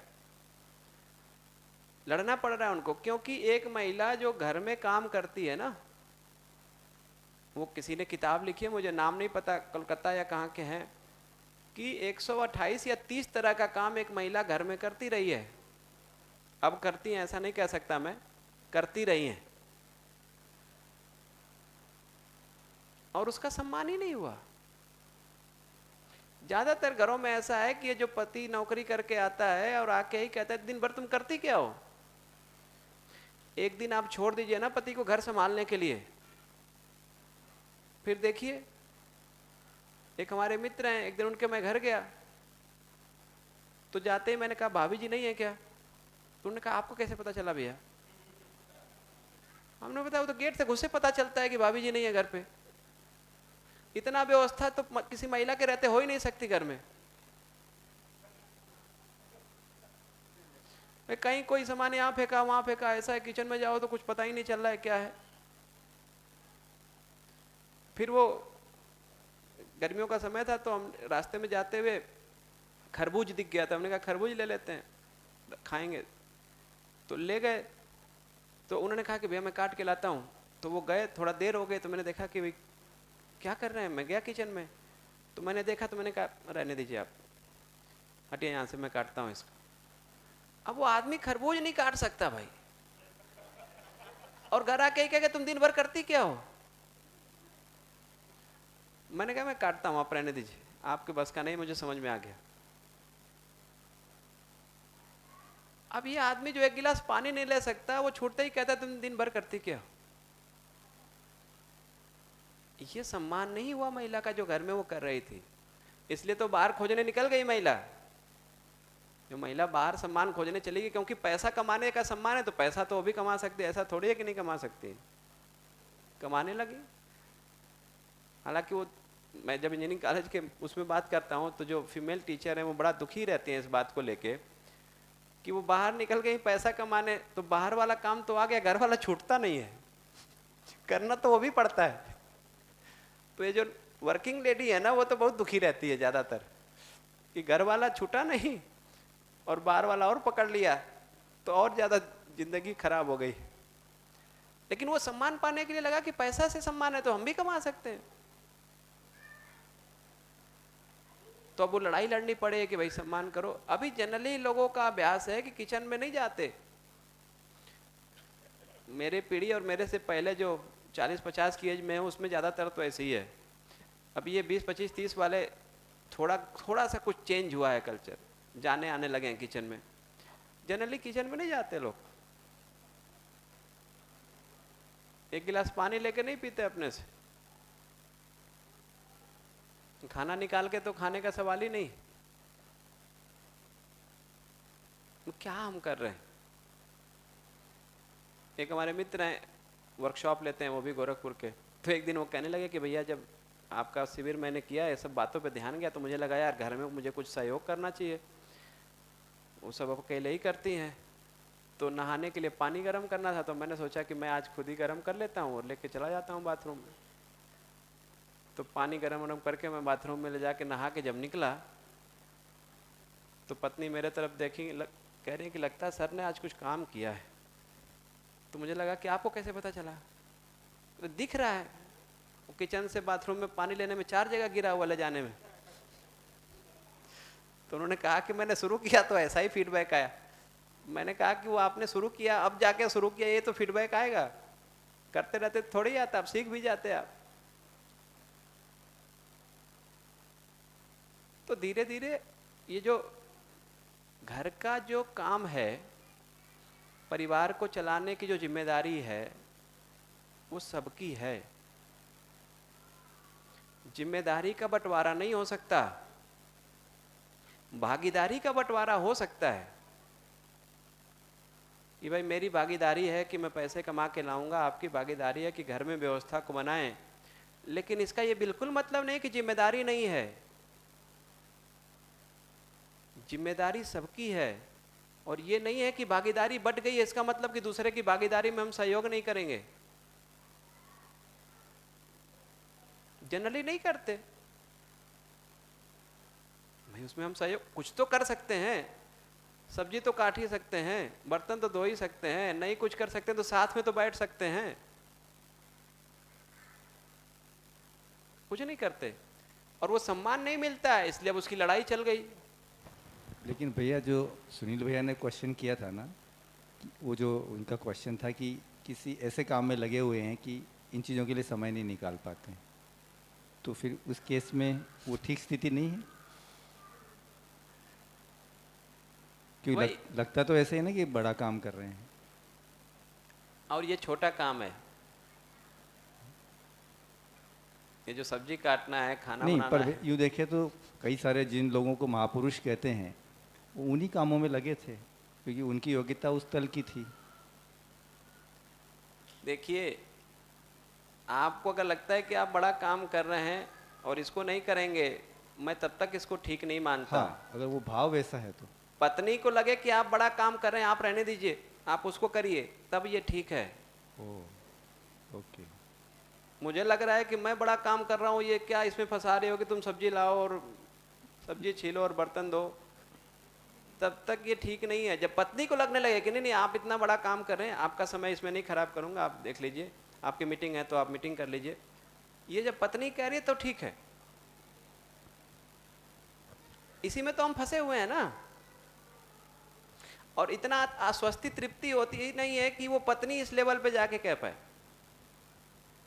मतलब मैं इतना फ्री इसीलिए हूँ, मतलब मैं बहुत फ्री, अभी तो खैर पिताजी के जाने के बाद से स्कूल में थोड़ा फंस गया, नहीं तो मैं फुल टाइम फ्री था एकदम। मतलब पत्नी को हमेशा ये लगता था कि नहीं नहीं आप जो कर रहे हैं वो महत्वपूर्ण काम है और आप करिए, मैं बच्चों को संभाल लूंगी, घर को संभाल लूंगी, जो भी करना होगा, मुझे कभी जरूरत होगी तो आपको कहूंगी, हमेशा पत्नी ने ये मुझे फ्री दिया, वो स्वतंत्रता हमेशा उन्होंने दी है मुझे। उनको लगता है कि नहीं नहीं, इसमें आपको फंसने की जरूरत नहीं है, जितना जरूरत होगी उतना मैं आपसे कहूँ, बाकी आप करिए। तो वो सब में अवसर तो मिलता ही है, लेकिन वो आपको लग रहा है कि कुछ बड़ा काम कर रहे हैं, तब तक ठीक नहीं है।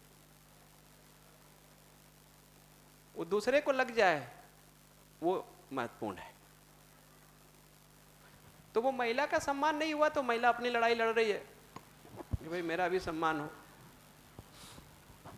तो ये लिंग के आधार पे भैया जी जैसे अभी आपने बताया, तो भैया जैसे आपने बता दिया कि पति की ये भागीदारी होनी चाहिए, जिम्मेदारी होनी चाहिए, पत्नी की ये, तो भैया इसमें बच्चों की क्या भागीदारी रहनी चाहिए, है ना? बच्चों की क्या जिम्मेदारी का भाव रहना चाहिए? बच्चों को भी जो भी काम रहता है घर में ना, उनकी भी जिम्मेदारी है कि उसमें से जितना वो कर सकते हैं उतना करें। तो अभी जनरली क्या हो गया ना कि बच्चों को हम अभ्यास नहीं डलाते हैं काम का, नहीं नहीं उसको पढ़ने दो, उसको कुछ काम नहीं। अरे इतना क्या पढ़ाई कर रहा है भाई, उसको भी अभ्यास कराने की जरूरत है, छोटे छोटे काम बताने की जरूरत है। वो एक इससे घटना याद आ गई, वो IIIT हैदराबाद में एक वर्कशॉप हो रहा था, गणेश जी ले रहे थे, एक लोग थे जो सुन रहे थे, 2-3 वर्कशॉप में उन्होंने सुन लिया। तो एक दिन क्या हुआ कि लंच का ब्रेक हुआ तो सर से कुछ क्वेश्चन पूछने लगे।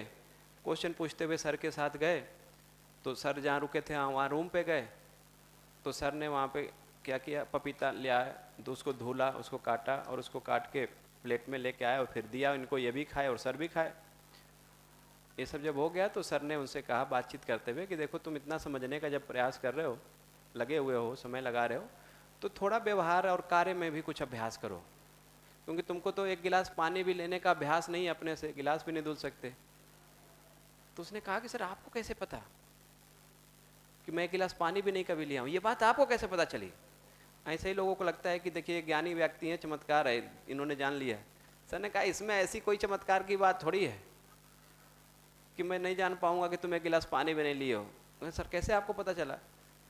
बोले कि सुबह से शिविर चल रहा है, बोला तुम बैठे थे, मैं खड़ा था, तुम प्रश्न पूछ रहे थे, मैं उत्तर दे रहा था, फिर सेशन खत्म हुआ, ब्रेक हुआ, ब्रेक में भी तुम प्रश्न पूछते रहे, मैं उत्तर देता रहा, दोनों लोग साथ में आए,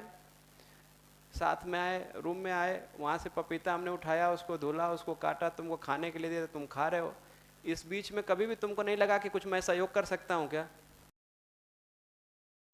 इसका मतलब है कि तुमको बिल्कुल भी मेक नहीं है, सेंस ही नहीं है कि मतलब कुछ सहयोग किया जा सकता है। इसमें ऐसी कोई आश्चर्य की बात तो है नहीं। तो अभी ज़्यादातर लोगों का परिवार में इस तरह का हो गया कि नहीं नहीं कुछ नहीं करना है, तुम पढ़ाई करो अपना। मैं देखता था, मेरे जब बीटेक करते थे हम लोग, तो मेरे क्लास के 2 तरह की चर्चा होती थी। एक लड़की ये कह के खुश होती थी कि मुझे तो कुछ बनाने नहीं आता, किसी तरह से चाय बना लेती हूँ या मैगी बना लेती हूँ। और एक लड़की ये बता के खुश होती थी कि मुझे सब कुछ बनाना आता है। दोनों का अपना अपना मेक है, दोनों उस बात पे खुश है, कुछ नहीं बनाना आता उस पर भी खुश है वो कि मेरे घर वाले कुछ बनाने नहीं दिए। वो अभ्यास कराना पड़ेगा, वो भागीदारी घर में सुनिश्चित करना पड़ेगा, बच्चे के भी, बड़े के भी, बुजुर्ग के भी, सबकी थोड़ी थोड़ी थोड़ी थोड़ी भागीदारी से वो घर की जो जिम्मेदारियां हैं वो पूरी होंगी। तो सबको उसमें इंक्लूड करने की जरूरत है। तो ये लिंग के आधार पे भेद। भैया एक प्रश्न और था, जो कि आज की जो स्थिति है भैया, उसमें बहुत ज़्यादा ये प्रॉब्लम फेस कर रहे हैं काफ़ी लोग, काफ़ी पर्टिकुलरली जो गर्ल्स हैं, महिलाएं जो हैं, तो उनकी जो स्थिति परिवार में है उसमें कई सारा शोषण है, और वो ठीक करने का प्रयास करते हुए कि वहाँ उस स्थिति में वो है नहीं, और वो उसके प्रयास के बावजूद कोई परिणाम आते नहीं हैं, और इस तरह की प्रॉब्लम्स कई सारी महिलाओं के साथ हैं। तो इस कंटेंट को भी जब समझते हैं तो बात तो ये आती है कि हमारी समझ बढ़ाएं, क्योंकि फोकस तो हमारे ऊपर ही है। लेकिन बिल्कुल उस परिवार में अगर वैसी स्थिति नहीं बन रही है, और हम कहते हैं कि जो ये डिवोर्स हैं, ये जो सब चीज़ें जो हैं वो ठीक भी नहीं है, तो एक पिता का क्या रोल बनता है उस स्थिति में, जब अपनी बच्ची को भी देख रहा है कि वो इस स्थिति में है, तो उसका सॉल्यूशन क्या दिखता है भैया? क्योंकि इस तरह के क्वेश्चन जब आते हैं तो मेरे को बहुत ज़्यादा स्पष्टता बनती नहीं है, क्योंकि एक डायरेक्शन में दो तो हम एक तरह से डिवोर्स को ठीक बोल रहे हैं, और उसके खिलाफ दो तो फिर हम शोषण को ठीक बोल रहे हैं।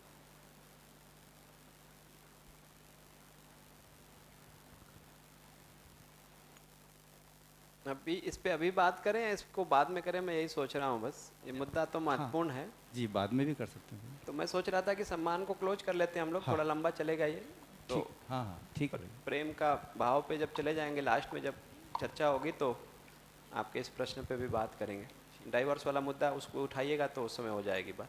जी। तो ये जो तीसरा है वंश के आधार पे।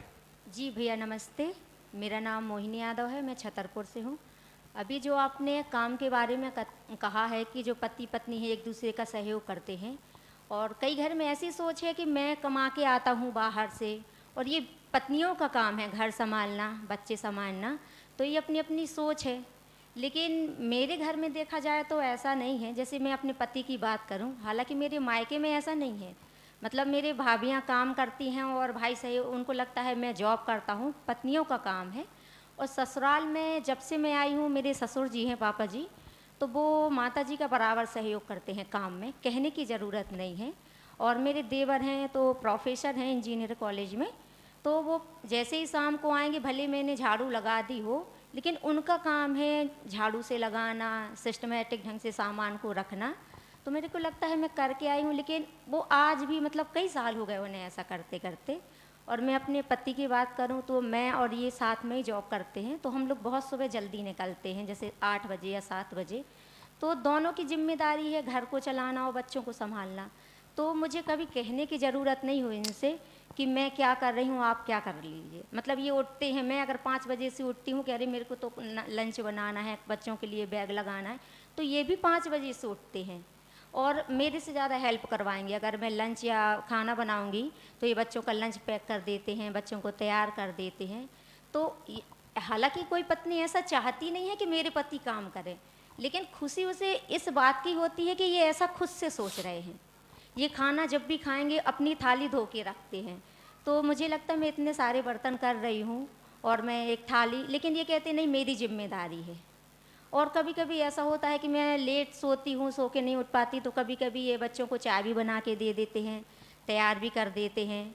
और मतलब मुझे ऐसा महसूस नहीं हुआ कि ये करें, लेकिन इनको कहते हैं, अगर मैं ही कहूँ इनसे कि इतना सारा काम पड़ा है और मुझे भी करना है, तो ये मेरे से कहते हैं कि देखो काम जीवन में कभी खत्म नहीं होने वाला है, और अगर तुम स्वस्थ हो, जीवित हो, तो काम कल भी हो सकता है। अगर तुमको लगता है कि तबीयत सही नहीं है, मत करो, बर्तन कर लेना। तो सबसे ज़्यादा खुशी की बात ये है कि इनके भाव मेरे प्रति है, विरोध नहीं है। कि कई लोगों को मैंने ये देखा है कि छोटी छोटी सी बात पर विवाद हो जाता है। अरे मैं घर से आता हूँ तो ये बच्चे क्या कर रहे हैं, ये घर कैसा पड़ा है। और वही प्रभाव मेरे बेटे पर पड़ रहा है। अगर कभी उसे गिलास या चम्मच की ज़रूरत होती है तो वो मुझसे नहीं कहता कि मम्मा आप दो, वो सारे बर्तन धुल के रख देता है। अभी 8 साल का ही है मेरा बेटा, और वो ये भी कहता है कि झाड़ू भी लगा देगा, अपने बर्तन किचन में भी रख के आएगा। तो जी जैसा घर में माहौल हो रहा है वैसे ही बच्चों पर प्रभाव पड़ता है ना? धन्यवाद। ठीक बात। तो ये बात तो एक जो महत्वपूर्ण बात आपने कही, मैं इसको कहता हूँ, आपने उसको कहा तो मुझे लगा कि वो पुष्ट हुई बात कि जनरली कोई भी महिला ना ये नहीं चाहती है कि उसका पति काम करे। काम कराने की नीयत से काम नहीं कराना चाहती, सहयोग करे ये अपेक्षा जरूर होती है कि जरूरत पड़े तो वो सहयोग कर दे। उसको ये नहीं है कि तुम कमा के आए हो तो तुम काम भी करो हमारे साथ, ऐसी अपेक्षा से नहीं। उसको लगता है कि जब कभी सहयोग की जरूरत पड़े तो उनको कहना ना पड़े, वो खुद ही कर दें, इससे अधिक की अपेक्षा तो नहीं रखती है। तो ये एक ध्यान देने वाली बात है। ठीक है, तो ये शरीरगत, तो वंश के आधार पे भेद। अब ये वंश के आधार पे बचाने की जरूरत नहीं, उसमें कई सारी जातियों का भेद, रंग का भेद, लंबाई का। आप देखिए ना, अभी जब लड़की, अभी शादी के उस दिन बात हो रही थी कि शादी के लिए लड़की देखने जा रहे हैं, तो क्या देख रहे हैं? रंग, रूप, आकार, आयतन, घन, यही सब देख रहे हैं। ये सब भेद वही है, वंश के आधार पे, जाति के आधार पे भेद, रंग के आधार पे भेद, लंबाई, ऊंचाई, वजन, ये सब जो है बायोडाटा में आजकल लिख के आता है। वो तो जब मेरे छोटी सिस्टर की शादी की बात कहीं पे चल रही थी, तो एक दिन भाई साहब ने फ़ोन किया और मुझसे कहा कि बातचीत होते होते उन्होंने एक पॉइंट पूछा कि तुम करते क्या हो। तो मैंने कहा कि एक तो ये प्रश्न क्यों बना आपको, कि तुम करते क्या हो। उन्होंने कहा कि नहीं नहीं, मैं इसलिए नहीं पूछ रहा हूँ कि तुम करते क्या हो, क्योंकि मैं जो करता हूँ उनको पता है कि मैं क्या करता हूँ, क्योंकि मैं उस समय नौकरी वोकरी छोड़ दिया था और यही काम में करने में लगा हुआ था। उन्होंने कहा कि नहीं वो लिखना है। हमने कहा लिखना कहाँ है भाई? तो उन्होंने कहा कि वो बायोडाटा बनवा रहे थे ना वो छोटी की शादी के लिए, तो उसमें लिखना है। हमने कहा ये शादी उसकी होनी है, बायोडाटा उसका बनना है, मेरे बारे लिख के क्या करेंगे वहाँ पे? तो अभी ऐसा हो गया है कि वो कहते हैं कि भाई बहन क्या कर रहे हैं, माता पिता क्या कर रहे हैं, कौन सी पढ़ाई किए हैं, कौन सी नौकरी कर रहे हैं, वो सब बायोडाटा में। हम कहे हो गया फिर। तो अभी ऐसा चल रहा है, वो वंश के आधार पे भेद कर रहे हैं। और इस वंश के आधार के भेद के चक्कर में आप देखिए ना, गोरे करने की जो क्रीम है वो 10,000 रुपये किलो बिकती है। हालांकि आज तक कोई उससे गोरा हुआ इसका प्रमाण नहीं है, लेकिन वो 10,000 रुपये किलो बिकती है। गेहूं जो है 25 से 30 हो जाए, देखिए आकार मच जाता है कि महंगाई बहुत बढ़ गई है, जबकि वो क्रीम 10,000 रुपये किलो बिक रही है, कोई नहीं कुछ कह रहा है। जबकि गेहूं ज्यादा महत्वपूर्ण है कि वो क्रीम ज्यादा महत्वपूर्ण है, अब ये तय करने जाएंगे बड़ा मुश्किल हो जाएगा। तो उस चक्कर में ये वंश के आधार पे, रंग के आधार पे, रूप के आधार पे, आकार आयतन के आधार पे ये जो भेद कर रहे हैं, यही वंश के आधार पे वो भेद। क्रीम तो बंद हो गई सब, गोरेपन की क्रीम, फेयर एंड लवली। नहीं नहीं, बंद नहीं हुई, नाम बदलते रहता है। नहीं वो चैलेंज हो गया कोर्ट में, तो फिर वो ऐसा नाम। क्रीम नहीं बंद हुई, उसका एडवर्टीजमेंट बंद हो गया। उसका एडवर्टीजमेंट नहीं होता अब। और उस तरह से- गेहूं तो आजकल 25-30 से भी ऊपर है। हाँ ठीक है, मैं 10,000 रुपये किलो ही बता रहा हूँ, रेट थोड़ा और ज़्यादा ही होगा उसका। लेकिन ये ऐसा भेद होता है। मैंने तो यहाँ तक देखा है कि एक ही घर में अगर 2 बच्चे हैं, एक का रंग फेयर है और एक का थोड़ा कम फेयर है, उसमें भी लोग भेद करने लगते हैं घर में, अपने बच्चों में। वो मैं लखनऊ में एक वर्कशॉप ले रहा था, एक टीचर थे, उन्होंने कहा कि सर मैं क्या बताऊँ, मेरे साथ तो ये बहुत आप बीती है। मैंने क्या हो गया? उन्होंने कहा कि एक तो मैं ब्राह्मण घर में पैदा हुआ, और पैदा होते ही लोगों ने कहा कि ये तो आ गए कल्लू, और नाम ही कल्लू रख दिया क्योंकि रंग सांवला है, काला है। तो बोले कि आज तक मुझे कल्लू ही कहते हैं लोग। अब ये रंग के आधार पे, रूप के आधार पे ये सब भेद हो रहा है, ये सम्मान का आधार बन गया है। और ये बल के आधार पे, तो बल के आधार पे भी देखेंगे तो जिसके पास फिजिकल स्ट्रेंथ है, शारीरिक बल है, अब उसका तो सम्मान ही करना पड़ता है, और जो कमजोर है उसको तो आप कुछ भी बोल के निकल जाओ। तो ये 4 तरह से जो है भेद हम कर रहे हैं शरीर के आधार पे। और इसमें जो समस्या है ना, जो मान्यता है, वो मान्यता ये है कि मानव जो है वो शरीर है, जबकि वास्तविकता ऐसी नहीं है। मानव शरीर नहीं है, मानव माया और शरीर का सहअस्तित्व है। तो मानव को देखने जाएंगे तो मैं शरीर के सहअस्तित्व में देख पाएंगे, तो मानव को हम ज़्यादा ठीक से देख पाएंगे। शरीर मान के देखेंगे तो इसी तरह का भेद करते रहेंगे। तो ये शरीरगत भेद है। दूसरा जो है सुविधागत भेद, अब इसमें ज़्यादा बताने की जरूरत नहीं है। धन के आधार पे भेद और पद के आधार पे भेद, ये तो हम करते ही रहते हैं। मैं यानी कॉलेज में पूछता हूँ कई बार लोगों से कि आप अपने डायरेक्टर का जितना सम्मान करते हैं कॉलेज में, उतना ही सम्मान अपने स्वीपर का करते हैं क्या कॉलेज में?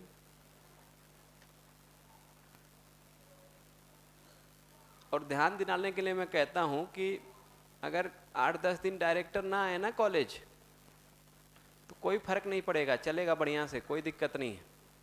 लेकिन अगर 8-10 दिन स्वीपर ना आए ना, आपको लगता है कि डायरेक्टर ज़्यादा महत्वपूर्ण है, लेकिन अगर 8-10 दिन स्वीपर ना आए तब पता चलेगा। वो तो एक दिन जब आपके ऑफिस का चपरासी नहीं आता है ना, तब पता चलता है कि उसका महत्व कितना है। लेकिन हम उसका सम्मान नहीं कर पाते, हम पद के आधार पे सम्मान करते हैं, धन के आधार पे सम्मान करते हैं। और वही मान्यता है कि सुविधाएं बराबर सुख मान लिया गया है, जबकि रियलिटी तो ये है नहीं। सुविधा बराबर सुख तो है नहीं, व्यवस्था में जीना ही सुख है। तो ये सुविधा के आधार पे भेद है। और इसी तरह से मान्यतागत भेद, मान्यतागत में भी 3 तरह से भेद कर रहे हैं, वाद के आधार पे, संप्रदाय के आधार पे और सूचना के आधार पे। तो वाद का मतलब विचारधारा, अलग अलग विचारधाराएं आपको दिखती हैं समाज में। जो जिस विचारधारा को मानता है उसको लगता है कि यही विचारधारा ठीक है, इसमें भी ज्यादा दिक्कत नहीं है कि ये विचारधारा ठीक है। उसमें जब आगे जुड़ जाता है ना कि मेरी विचारधारा ठीक है और बाकी सब विचारधारा बेकार है, यहां से दिक्कत शुरू होती है। तो मैं अपनी विचारधारा वालों का तो बड़ा सम्मान करता हूं और दूसरे को पानी पी पी के गाली देता हूं। आप शाम को कभी न्यूज चैनल खोलिए तो आपको दिखेगा कि एक विचारधारा वाला दूसरे विचारधारा को कैसे गाली दे रहा है, कैसे कोस रहा है। तो वाद के आधार पे और इसी तरह से संप्रदाय के आधार पे संप्रदाय हैं, उनमें भेद, एक संप्रदाय वाला दूसरे को खराब बताता है, दूसरा वाला एक को बताता है। तो ये सम्मान का आधार हो गया। और तीसरा जो है सूचना के आधार। तो ये जितना पढ़ लिख लिया है आदमी, उसने क्या कर लिया, सूचना अधिक इकट्ठा कर ली। अधिक पढ़े लिखे होने का मतलब क्या है, अधिक सूचना। और इसको लगता है कि मैंने अधिक सूचना इकट्ठा की है तो मेरा तो सम्मान बनता है, जिसने कम सूचना इकट्ठा की है वो मेरे से कम सम्मान योग्य। तो ये सूचना के आधार पे, इसमें यही है कि अपनी मान्यता को हम दूसरे की मान्यता से मिलाते रहते, मैच करते रहते। मैच करता है तो हमको लगता है कि ठीक है, मैच नहीं करता है तो हमको लगता है कि ये ठीक नहीं। तो ये तीन तरह से भेद कर रहे हैं, शरीरगत, सुविधागत और मान्यतागत। ये तीन तरह से भेद कर रहे हैं। ये जितने तरह के ये भेद लिखे हैं, इनमें से कोई भी सहज स्वीकार्य होता है क्या किसी को? ये भेद किसी को सहज स्वीकार्य नहीं है, इसीलिए ये भेद सम्मान नहीं है, क्या है? और ये किसी को सहज स्वीकार्य नहीं है, इसलिए ये सारे के लिए देखेंगे तो कहीं ना कहीं विरोध, आंदोलन, धरना, प्रदर्शन कुछ न कुछ चलते रहते हैं। जनरेशन गैप का मुद्दा हो, या महिला सशक्तिकरण की लड़ाई हो, या गोरे काले की लड़ाई हो, बलि निर्बल की लड़ाई हो, अमीर गरीब की लड़ाई हो, या अधिकारी कर्मचारी की लड़ाई हो, आप सब में देखेंगे ना, सबके खिलाफ कुछ न कुछ आंदोलन, प्रदर्शन, धरना, विरोध कुछ न कुछ चल रहा है। क्यों चल रहा है? क्योंकि ये सब किसी को सहज स्वीकार्य नहीं होता। और यही हमारे सम्मान का आधार बन गया है। समस्या ये है, ये जो अंतर है ना, ये अंतर रहेगा। आप सोचे कि ये अंतर खत्म हो जाए, ये अंतर नहीं खत्म हो सकता। अंतर में दिक्कत नहीं है। आप ऐसा समाज सोच सकते हैं क्या जहां पे सबकी आयु बराबर हो? ऐसा समाज हो सकता है क्या? या ऐसा समाज सोच सकते हैं क्या जहां पे सब महिला हो या सब पुरुष हो? ऐसा समाज हो सकता है? या ऐसा समाज सोच सकते हैं क्या जहां पे सबका रंग, रूप, ऊंचाई, लंबाई सब बराबर हो? या सबके फिजिकल स्ट्रेंथ बराबर हो? सबके पास बराबर पैसा हो? या सब प्रधानमंत्री बन जाएं, एक ही पद पे सब लोग रहें? ऐसा समाज सोच सकते हैं क्या? एक ही तरह की विचारधारा हो केवल? ये अंतर तो रहेगा, अंतर में दिक्कत नहीं है, अंतर तो रहेगा ही। लेकिन ये अंतर जो है ये सम्मान का आधार बन जाएगा। हम भेद करने लगेंगे, समस्या ये है।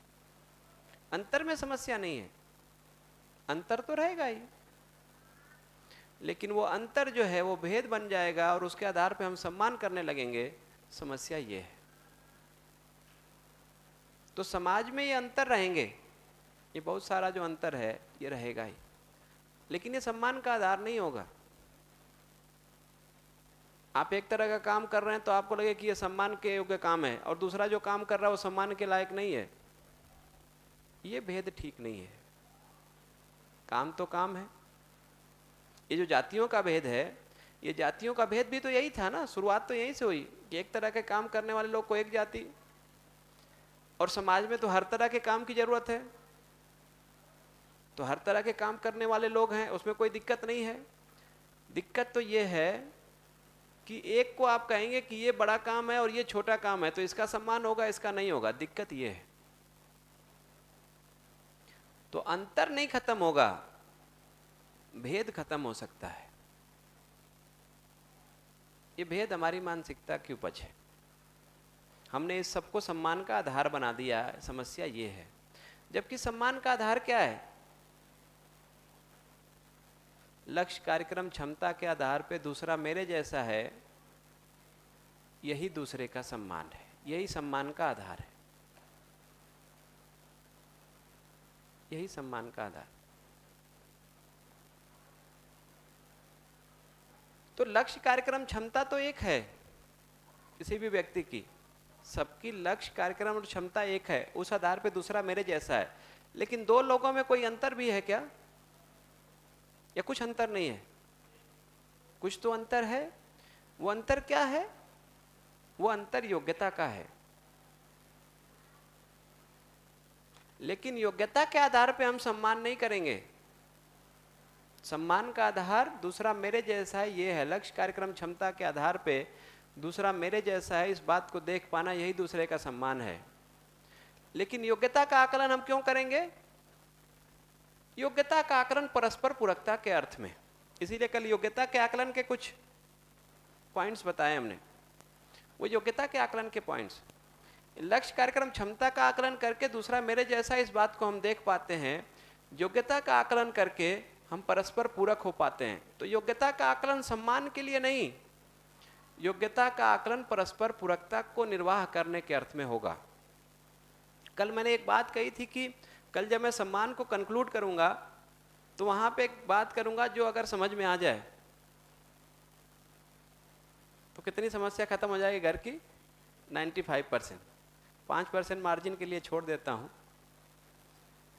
वो बहुत महत्वपूर्ण बात है। तो योग्यता का आकलन, उसके आकलन के पैरामीटर्स पे बात कल हो ही गई थी, और भी हो सकता है 4-5 हमने लिख दिया, उससे हम किसी की योग्यता का आकलन कर पाते हैं। योग्यता का आकलन जब हम करते हैं दो लोगों के बीच में, योग्यता का आकलन करके दो ही निष्कर्ष बनते हैं।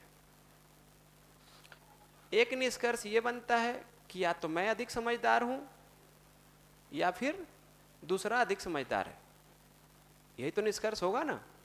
दो लोगों के बीच में जब बात कर रहे हैं तो या तो मैं अधिक समझदार हूं या तो दूसरा अधिक समझदार है, यही तो निष्कर्ष बनेगा।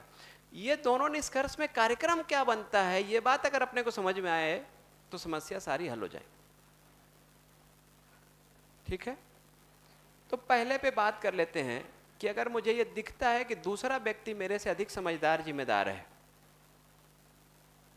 अगर दूसरा व्यक्ति मेरे से अधिक समझदार जिम्मेदार है तो कार्यक्रम क्या बनेगा?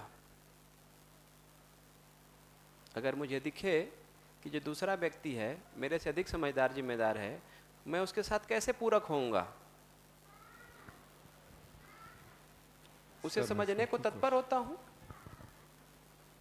अगर मुझे यह दिख जाए कि दूसरा मेरे से अधिक समझदार जिम्मेदार है तो मैं उसे समझने को तैयार होता हूं, तत्पर होता हूं, यही पूरकता बनती है।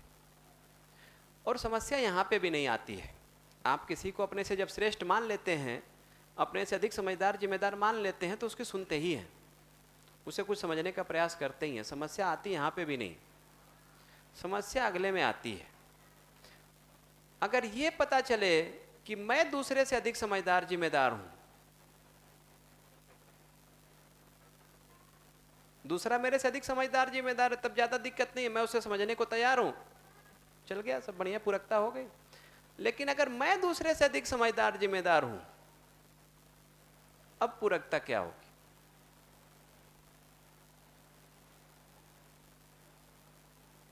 अब क्या करूंगा मैं?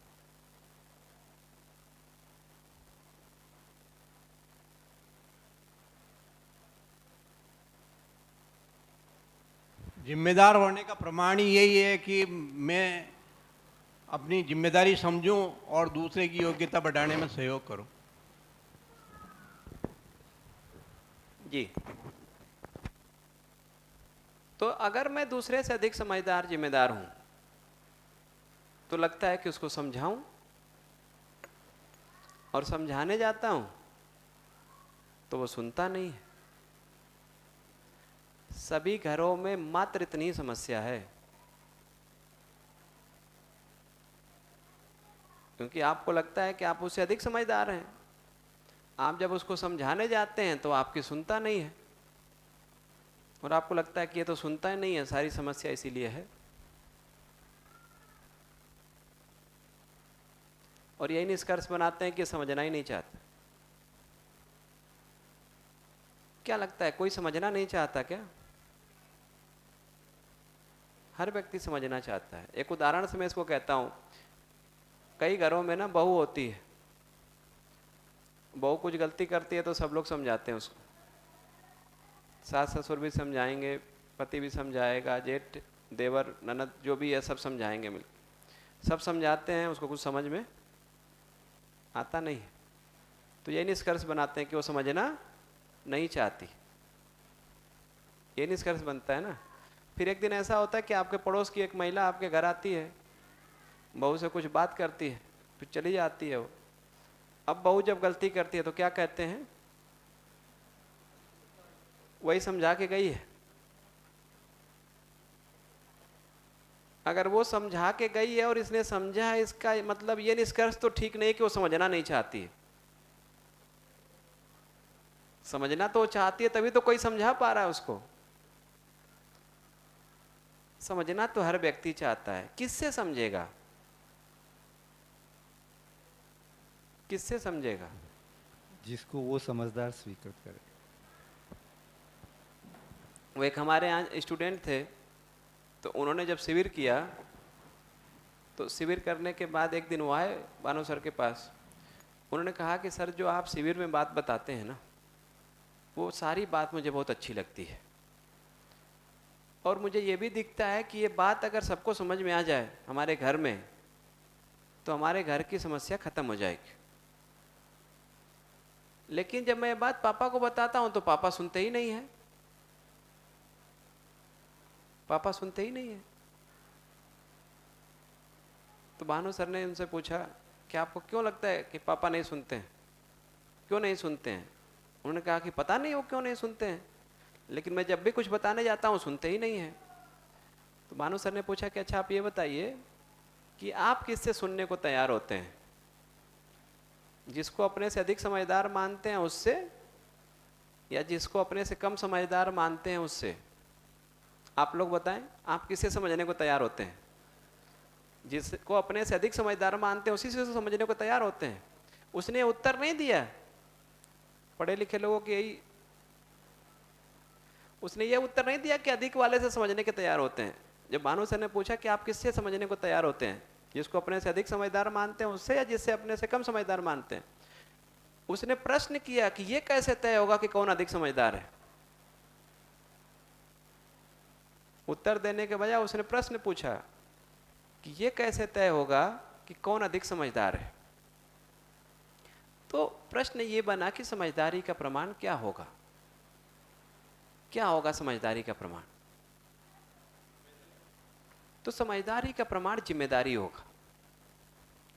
सर ने उनसे कहा ये ठीक है कि नहीं कि समझदारी का प्रमाण जिम्मेदारी? तो उसने कहा कि हाँ ये बात तो ठीक है।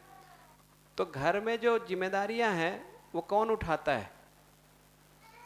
घर की जो जिम्मेदारी है वो ज्यादातर कौन उठाता है? तो उसने कहा कि भाई ज्यादातर जिम्मेदारी जो है वो घर की तो पिताजी उठाते हैं, मैं तो कभी कभी डांट खाने के बाद सब्जी लेने चला जाता हूं, इससे अधिक तो कोई जिम्मेदारी मैं उठाता नहीं। इतनी बात हुई और उनको ये बात समझ में आ गई कि समझदारी का प्रमाण जिम्मेदारी। वो चले गए। 3-4 महीने के बाद हम लोग एक मीटिंग करते थे, हर थर्सडे को मीटिंग करते थे। तो एक मीटिंग में वो आए और वो कहने लगे कि सर आज मैं बहुत खुश हूं। तो सर ने बोला कि ऐसा क्या हो गया इतना खुश हो? तो उन्होंने कहा कि मैं खुश इसलिए हूं कि मैं 21-22 साल का हो गया, पहली बार ऐसा हुआ है मेरी जिंदगी में कि मेरे पिताजी ने मुझसे सुझाव मांगा, तुम्हारी क्या राय है? तो सर ने कहा कि ये चमत्कार कैसे हुआ? उन्होंने कहा कि जो आपसे एक दिन बात हुई थी कि समझदारी का प्रमाण जिम्मेदारी होगा, उस दिन मैंने तय किया कि भाई समझदारी तो धीरे धीरे आएगी, तो जिम्मेदारी कुछ शुरू करूं। तो 2-3 जिम्मेदारियां मैंने उठाई। तो क्या किए भाई ऐसा? तो उन्होंने कहा कि पहला काम तो मैंने ये किया कि जो डांट खा के सब्जी लेने जाता था, अब मैं पूछ के जाने लगा, क्योंकि जाना तो पड़ता ही था। अब पूछ के जाने लगा कि भाई सब्जी क्या लाना है बताइए, मैं ले आता हूँ, अगर मुझे ही लाना है तो क्यों इंतजार करना। तो एक काम तो मैंने ये किया। दूसरा काम मैंने ये किया कि अपने कमरे को जो है जिसमें मैं रहता हूँ, उस कमरे में थोड़ा चीज़ों को व्यवस्थित करना शुरू किया। आप किसी बॉयज हॉस्टल में जाइए ना, तब आपको पता चलेगा कि नर्क नाम की चीज़ क्या होती है। तो किसी लड़के का रूम देखेंगे तो वैसे ही दिखेगा। तो उसने कहा कि भाई वो दीदी करती थी या मम्मी करती थी उसको व्यवस्थित। मैंने सोचा कि भाई ये क्यों इतनी व्यवस्था मैं करता हूँ, जो कपड़ा जहाँ से उठाता हूँ वहाँ पे क्यों नहीं रख सकता हूँ, स्लीपर एक जगह क्यों नहीं रख सकता हूँ, जूते एक जगह क्यों नहीं रख सकता हूँ, अपनी कॉपी किताब एक जगह क्यों नहीं अरेंज कर सकता हूँ, इतना तो मैं कर ही सकता हूँ। तो वो मैंने करना शुरू किया। एक चेंज तो ये किया। तीसरा ये काम किया कि जब मैं पहले घर से बाहर जाता था तो मुझे लगता था कि मैं इतना बड़ा हो गया हूँ कि पूछने बताने की जरूरत नहीं है। पूछने की तो जरूरत नहीं है, बताने की भी जरूरत नहीं है। लेकिन मुझे लगा कि कम से कम मैं घर से बाहर जा रहा हूँ तो बता के तो जाऊँ। तो मैं जब भी अब घर से बाहर जाता हूँ तो पूछता तो अभी भी नहीं हूँ, लेकिन कम से कम बता के जाता हूँ कि मैं कहाँ जा रहा हूँ और कितने देर में लौटूंगा, और अगर उधर से कुछ काम हो तो बता दीजिए, मैं कराऊंगा। ये 2-3 छोटे छोटे कुछ चेंजेस किए।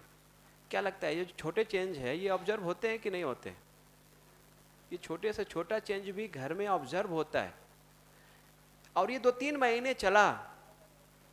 ये जब 2-3 महीने चला तो घर वालों को लगा कि लड़का कुछ जिम्मेदार हो रहा है, मतलब कुछ समझदार हो रहा है, और उसके आधार पर राय मान। तो हमारे समझदारी का प्रमाण जिम्मेदारी होगा। हमारे समझदारी का प्रमाण अच्छी अच्छी बातें नहीं होंगी। इसीलिए मैं कहता हूं कि कभी भी कोई भी किसी की बातों से कुछ भी नहीं समझता है। कोई भी किसी की बातों से कुछ भी नहीं समझता है। जब भी समझेगा तो आचरण से ही समझेगा। आचरण की भाषा समझ में आती है, यह शब्दों की भाषा नहीं समझ में आती। आचरण से समझेगा, और वो आचरण भी कैसा हो, वो आचरण निरंतर हो। अब बड़ी समस्या क्या आती है कि मैं दूसरे से अधिक समझदार जिम्मेदार भी हूं। थोड़ी तार्किक बात मैं कह रहा हूं, उसको पकड़ने का प्रयास करिएगा। मैं दूसरे को अपने से कम समझदार स्वीकार रहा हूं, तभी तो मैं उससे अधिक समझदार हूं। जो कम समझदार है वो गलती कर सकता है कि नहीं कर सकता है? कर ही सकता है। जिसकी समझदारी कम है वो तो गलती कर ही सकता है। मैं अपने आप को यह भी कह रहा हूं कि मैं अधिक समझदार हूं और दूसरी की गलती को भी स्वीकार नहीं पाता हूं। अगर दूसरा कम समझदार है तो वो गलती तो करेगा। तो अगर मैं अधिक समझदार हूं तो दूसरे को गलती के साथ स्वीकार पाता हूं। उसके गलती करने के बावजूद भी मैं उसके साथ जिम्मेदारी पूर्वक जीता हूं, निरंतर, बिना किसी प्रतिक्रिया के। क्यों? क्योंकि मुझे पता है कि उसकी समझदारी कम है, इसलिए वो गलती कर ही सकता है। तो उसके गलती करने के बावजूद भी मैं उसके साथ जिम्मेदारी पूर्वक जीता हूं, निरंतर, बिना किसी प्रतिक्रिया के। तब तो वो मुझे कुछ स्वीकारेगा। नहीं तो मैं बातें कितनी भी अच्छी करती रहूं, कितना भी अच्छी अच्छी बात करूं, लेकिन अगर मेरे आचरण में, मेरे व्यवहार में जिम्मेदारी नहीं दिखेगी, कोई नहीं स्वीकारता है। और उसमें भी निरंतरता जरूरी है।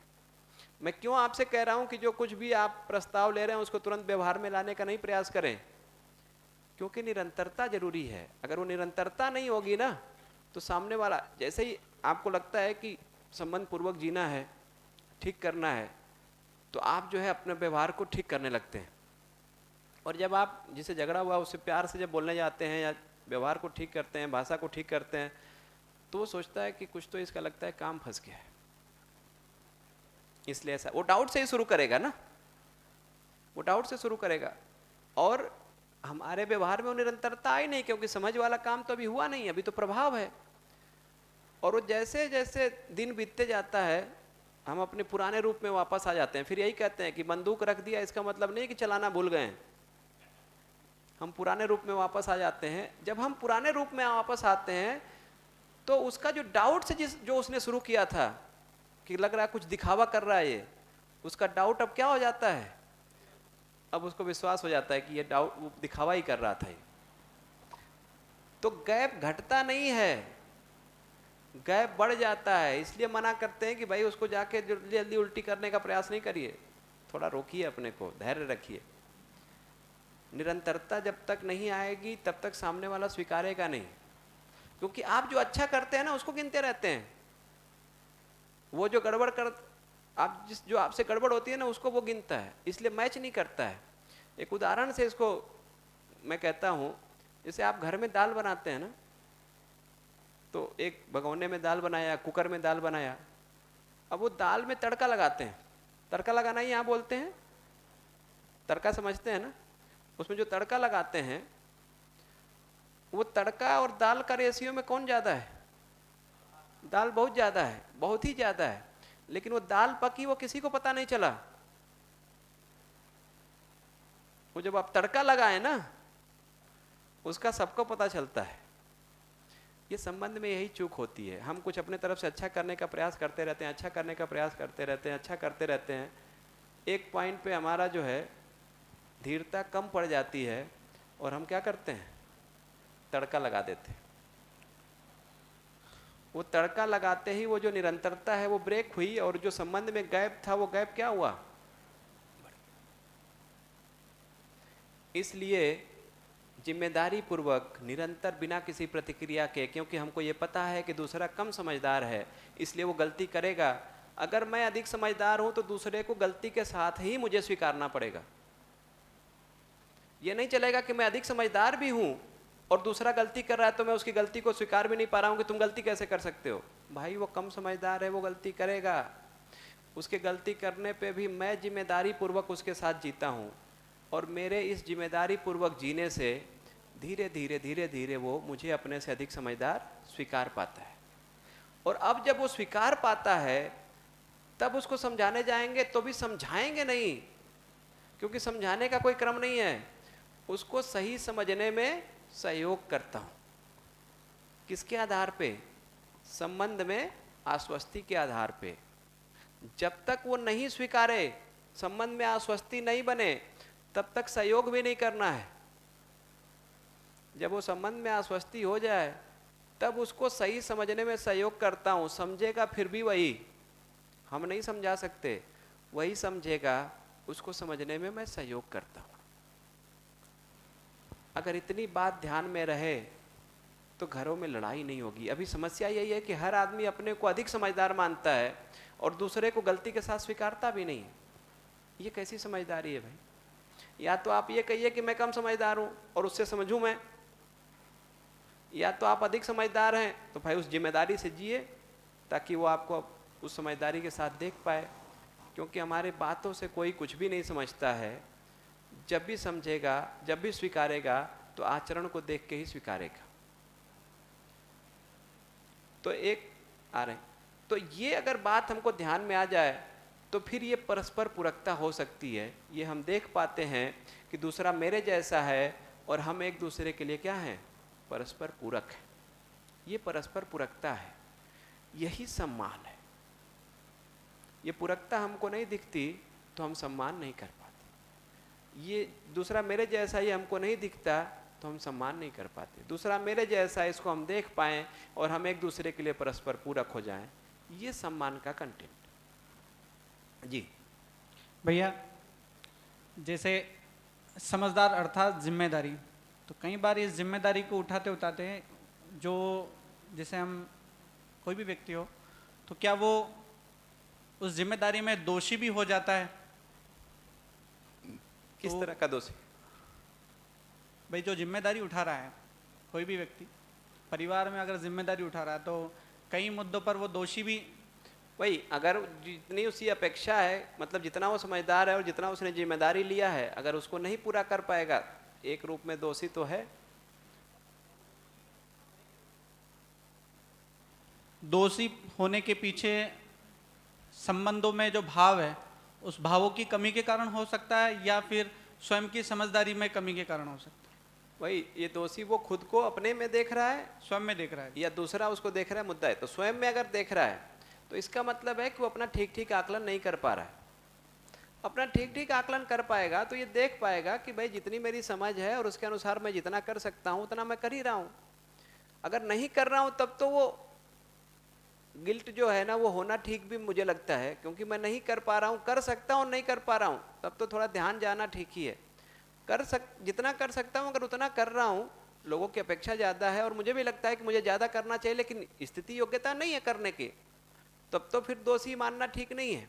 अपनी योग्यता को बढ़ाने में सहयोग किसी से ले लेना, अपनी योग्यता को धीरे धीरे बढ़ा लेना है ताकि हम उसको कर पाएं। फिर उतना जब तक वो बढ़ नहीं जाता तब तक तो हमको प्रयास करना पड़ेगा।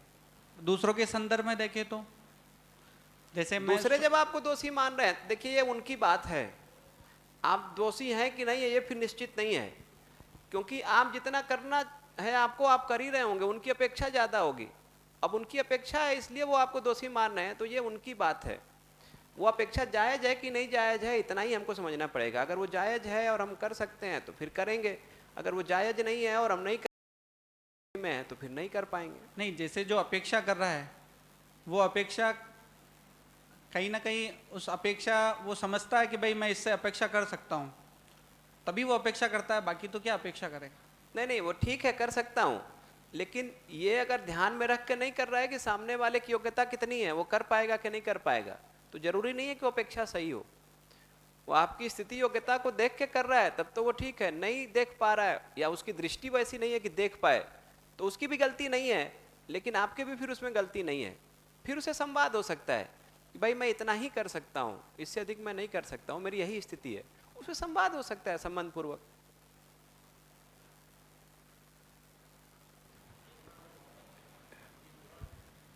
जी हाँ, तो इसी के बारे बात कर रहे हैं कि ये जो पूरकता है ना, दो ही बात हो सकती है, या तो दूसरा मेरे से अधिक समझदार है, दूसरा अगर मेरे से अधिक समझदार है तो मैं उसे समझने को तैयार रहूं, ये पूरकता है। या मैं दूसरे से अधिक समझदार हूं तो पहले मैं उसके साथ जिम्मेदारी पूर्वक जीऊंगा, उसके गलती करने के बावजूद भी बिना किसी प्रतिक्रिया के निरंतर जिम्मेदारी के साथ जीऊंगा। धीरे धीरे उस जिम्मेदारी से मेरे जीते हुए उसका जब ध्यान जाएगा कि मैं उससे अधिक समझदार हूँ, उसकी आश्वस्ति हो जाएगी हमारे साथ, तो उसको सही समझने में फिर सहयोग करूँगा। यही जिम्मेदारी बनती है, यही परस्पर पूरकता बनता है। ये दो काम करना है।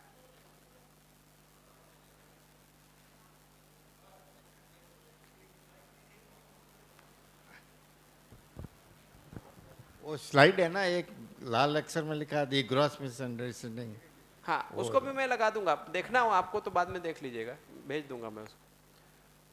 तो ये बात है। अब इसमें एक बात जो मुझे ध्यान में लानी है कि ये जो सम्मान है ना, ये इतना सहज है कि एक बार अगर अपने को समझ में आ जाता है ना, तो ये भाव अपने में बनता ही है, और ये भाव बनता है तो परस्परता में व्यक्त होता ही याद। इसमें कुछ ऐसा नहीं है जो आपको कुछ बहुत बड़ा करना है। परस्परता में सम्मान का भाव अगर अपने में है तो जैसे परस्परता में आप आते हैं व्यक्त हो जाता है। अगर भाव नहीं है और आपको व्यक्त करना हो तो बहुत कठिन लगता है, लेकिन अगर भाव हो तो व्यक्त करने के लिए कुछ करना पड़ता है क्या? नहीं करना पड़ता, वो हो ही जाता है। तो ये इतना सहज है, एक बार ये भाव बन जाए तो परस्परता में व्यक्त होता है। दो बातें इसमें और मैं जोड़ देता हूं। ये जो भाव है ना, ये भाव अपने में हो ना, अभी जनरली लोग क्या कहते हैं कि सम्मान देंगे तो क्या होगा? सम्मान मिलेगा। ये व्यापार है, ये सम्मान नहीं हो रहा है। अगर हम सम्मान पाने के लिए सम्मान कर रहे हैं तो ये व्यापार शुरू हो गया। ये सम्मान तो नहीं है, ये व्यापार है, शुद्ध व्यापार है। सम्मान का तो मतलब यह है कि मेरे पास तो सम्मान ही है देने के लिए, इसलिए मैं जब भी परस्परता में किसी को होता हूं तो चूंकि मेरे पास देने के लिए सम्मान है, इसलिए मैं तो सम्मान ही दे सकता हूं। मेरे पास और कुछ है नहीं, अपमान है नहीं, इसलिए मैं अपमान नहीं दे सकता। और इसमें बहुत अच्छी बात यह है कि आप 10 लोगों का सम्मान करें, कि आप 100 लोगों का सम्मान करें, कि 1000 लोगों का करें, कुछ आपका कम हो जाता है क्या? क्या लगता है? कुछ कम हो जाता है? ये गणित जैसा नहीं है। ये जो भाव है ना, ये गणित, इसमें गणित लगेगा नहीं। ये गणित से ऊपर की बात है। आपके पास कोई वस्तु है, 4 है, अगर आपने 2 किसी को दे दिया तो आपके पास कितना बचा? 2। ये गणित है, ये वस्तु के साथ लगती है, भाव के साथ ये नहीं लगती है। आपने 10 लोगों का सम्मान किया, कि 100 लोगों का सम्मान किया, कि 1000 लोगों का सम्मान किया, आपके अंदर से कुछ कम हो गया क्या? कुछ भी कम नहीं होता है। उसके बावजूद भी हम बहुत कंजूसी करते रहते। कम नहीं होता है, कुछ कम नहीं होता है। एक बार ये भाव भर जाए, आप परस्परता में बांटते रहिए, कम ही नहीं होगा। ये भाव में, संबंध में गणित नहीं चलता है। अभी हम जनरली गणित करते रहते हैं, ये गणित संबंध में नहीं चलेगा। जब इससे थोड़ा ऊपर उठ जाते हैं गणित से, तब इन भावों को हम समझ पाते हैं और इन भावों से भर पाते हैं और परस्परता में इन भावों का निर्वाह कर पाते हैं। तो ये इतना सहज है कि एक बार समझ में आ जाए तो ये भाव बनता ही है, और भाव बनता है तो परस्परता में बहता ही है। एक तो बात मुझे ये ध्यान दिलानी है। दूसरी बात ये ध्यान में आती है कि अभी ये जो हम बाहर सम्मान खोजते रहते हैं ना, वो बाहर इसलिए खोजते रहते हैं क्योंकि अंदर कम हो गया है। आप कोई सामान कम लेने जाते हैं बाहर दुकान पे, जो चीज़ आपके घर में रहती है वही लेने जाते हैं क्या? जो लगता है कि कम हो गई, खत्म हो गई है, वही चीज़ तो आप बाहर खरीदने लेने जाते हैं। आप बाहर सम्मान खोज रहे हैं, दूसरों से सम्मान पाने का प्रयास कर रहे हैं, तो कहीं ऐसा तो नहीं है कि अंदर सम्मान नहीं बचा है इसलिए ऐसा कर रहे हैं? तो अगर अंदर सम्मान नहीं होगा तो हम उसको बाहर से खोजने का प्रयास करेंगे, दूसरों से खोजने का प्रयास करेंगे। एक बार अगर इस सम्मान के भाव से हम भर जाते हैं तो फिर दूसरों से अपेक्षा नहीं करते हैं हम पाने की। हम देने वाले बनते हैं, हम लेने वाले नहीं बनते हैं। नहीं तो स्थिति तो आज के दिन ऐसी हो गई है कि सम्मान नहीं समझ में आया है तो हर व्यक्ति सम्मान की भीख जो है कटोरा लेके मांग रहा है। हर व्यक्ति वो सम्मान की भीख ही मांग रहा है लिटरली, कि गाड़ी के नाम पे दे दो, साड़ी के नाम पे दे दो, मोबाइल के नाम पे दे दो, गाड़ी, बंगला, घर, कपड़े, किसी के नाम पे भी दे दो भाई। ये तो भीख मांगने जैसा ही है ना। एक बार ये सम्मान समझ में आ जाता है, इस सम्मान के भाव से हम भर जाते हैं, तो फिर मांगना नहीं पड़ता है हमको, हम देने वाले बनते हैं। हम दूसरों से भीख नहीं मांगते हैं। अभी जनरली आप, मैं ऐसे ध्यान इस पे कैसे गया, एक पार्टी में बिजनौर में गए थे हम लोग, बड़ी पार्टी थी, एक डॉक्टर हैं वहाँ के बड़े, उनके बच्चे की बेटी की बर्थडे पार्टी थी। तो वहाँ देखा, मैं ऐसे बातचीत करते हुए एक व्यक्ति से ध्यान गया कि देखो मतलब कितने भिखारी इकट्ठा हो गए। कोई गाड़ी के नाम पे, कोई साड़ी के नाम पे, कोई स्पेशल ड्रेस, एक्सक्लूसिव ड्रेस, कोई रंग का बाल रंग आ रहा है, कोई कुछ कर रहा है, ये सब भीख मांग रहे हैं सम्मान की, क्योंकि सम्मान तो समझ में नहीं आया। इस दृष्टि से कभी पार्टी में आप देखिएगा तो आपको दिखेगा कितनी भीख मांग रहे हैं लोग, इकट्ठे हो गए हैं सब भिखारी, सम्मान की भीख मांग रहे हैं। अच्छा, उसमें दिक्कत यह है कि देने वाला कोई है नहीं, क्योंकि आप जिससे मांग रहे हैं वो तो खुद ही मांग रहा है तो देगा कौन? तो हम देने वाले बने। इस भाव से एक बार हम भर जाते हैं तो फिर हम देने वाले बनते हैं, और परस्परता में इस सम्मान के भाव से हम व्यक्त हो पाते हैं। हम मांगते नहीं हैं फिर दूसरों से। मेरे में भरा रहता है तो हम दूसरों से नहीं खोजते, बाहर से नहीं खोजते। अपने में जब कम हो जाता है तो हम बाहर खोजने लगते हैं। इसलिए इस सम्मान को समझ के, इस सम्मान के भाव से जब भर जाएंगे तो आपको फिर बहुत कुछ करने की ज़रूरत नहीं है। अभी तो बाहर सम्मान खोजने में कुछ भी कर रहे हैं। कोई 72 घंटे टीवी देख के रिकॉर्ड बना रहा है, कोई माउंटेन एवरेस्ट पे चढ़ जा रहा है, कोई कुछ कर रहा है, कोई कुछ कर रहा है। वो सब करें, उसमें दिक्कत नहीं है, वो करने में प्रॉब्लम नहीं है, लेकिन उसे सम्मान की अपेक्षा करेंगे तो प्रॉब्लम है। फिर आप कुछ भी करने लगते हैं। पहाड़ पे चढ़ना है, अच्छी बात है, चढ़िए, प्रयास करिए, लेकिन वो सम्मान पाने के लिए चढ़ेंगे तो बड़ा मुश्किल है। टीवी देखना है, देखिए, कोई दिक्कत नहीं है, लेकिन टीवी देख के रिकॉर्ड बनाना है क्योंकि उससे सम्मान मिलेगा, बहुत मुश्किल है। अलग अलग तरह का आप देखिए ना, बहुत तरह का पागलपन चल रहा है। क्यों? क्योंकि ये सम्मान समझ में नहीं आया है और हर आदमी को चाहिए सम्मान। सारी लड़ाई सम्मान की है, लेकिन वो लगता है कि बाहर मिलेगा, बाहर नहीं है। अंदर अपने में जब सम्मान का भाव हो जाएगा, उस भाव से भर जाएंगे, उससे तृप्त हो जाएंगे। बाहर खोजेंगे तो भीख मांगना पड़ेगा, पूरा नहीं पड़ेगा। तो इतनी जांच परख करिए। ब्रेक कर लेते हैं।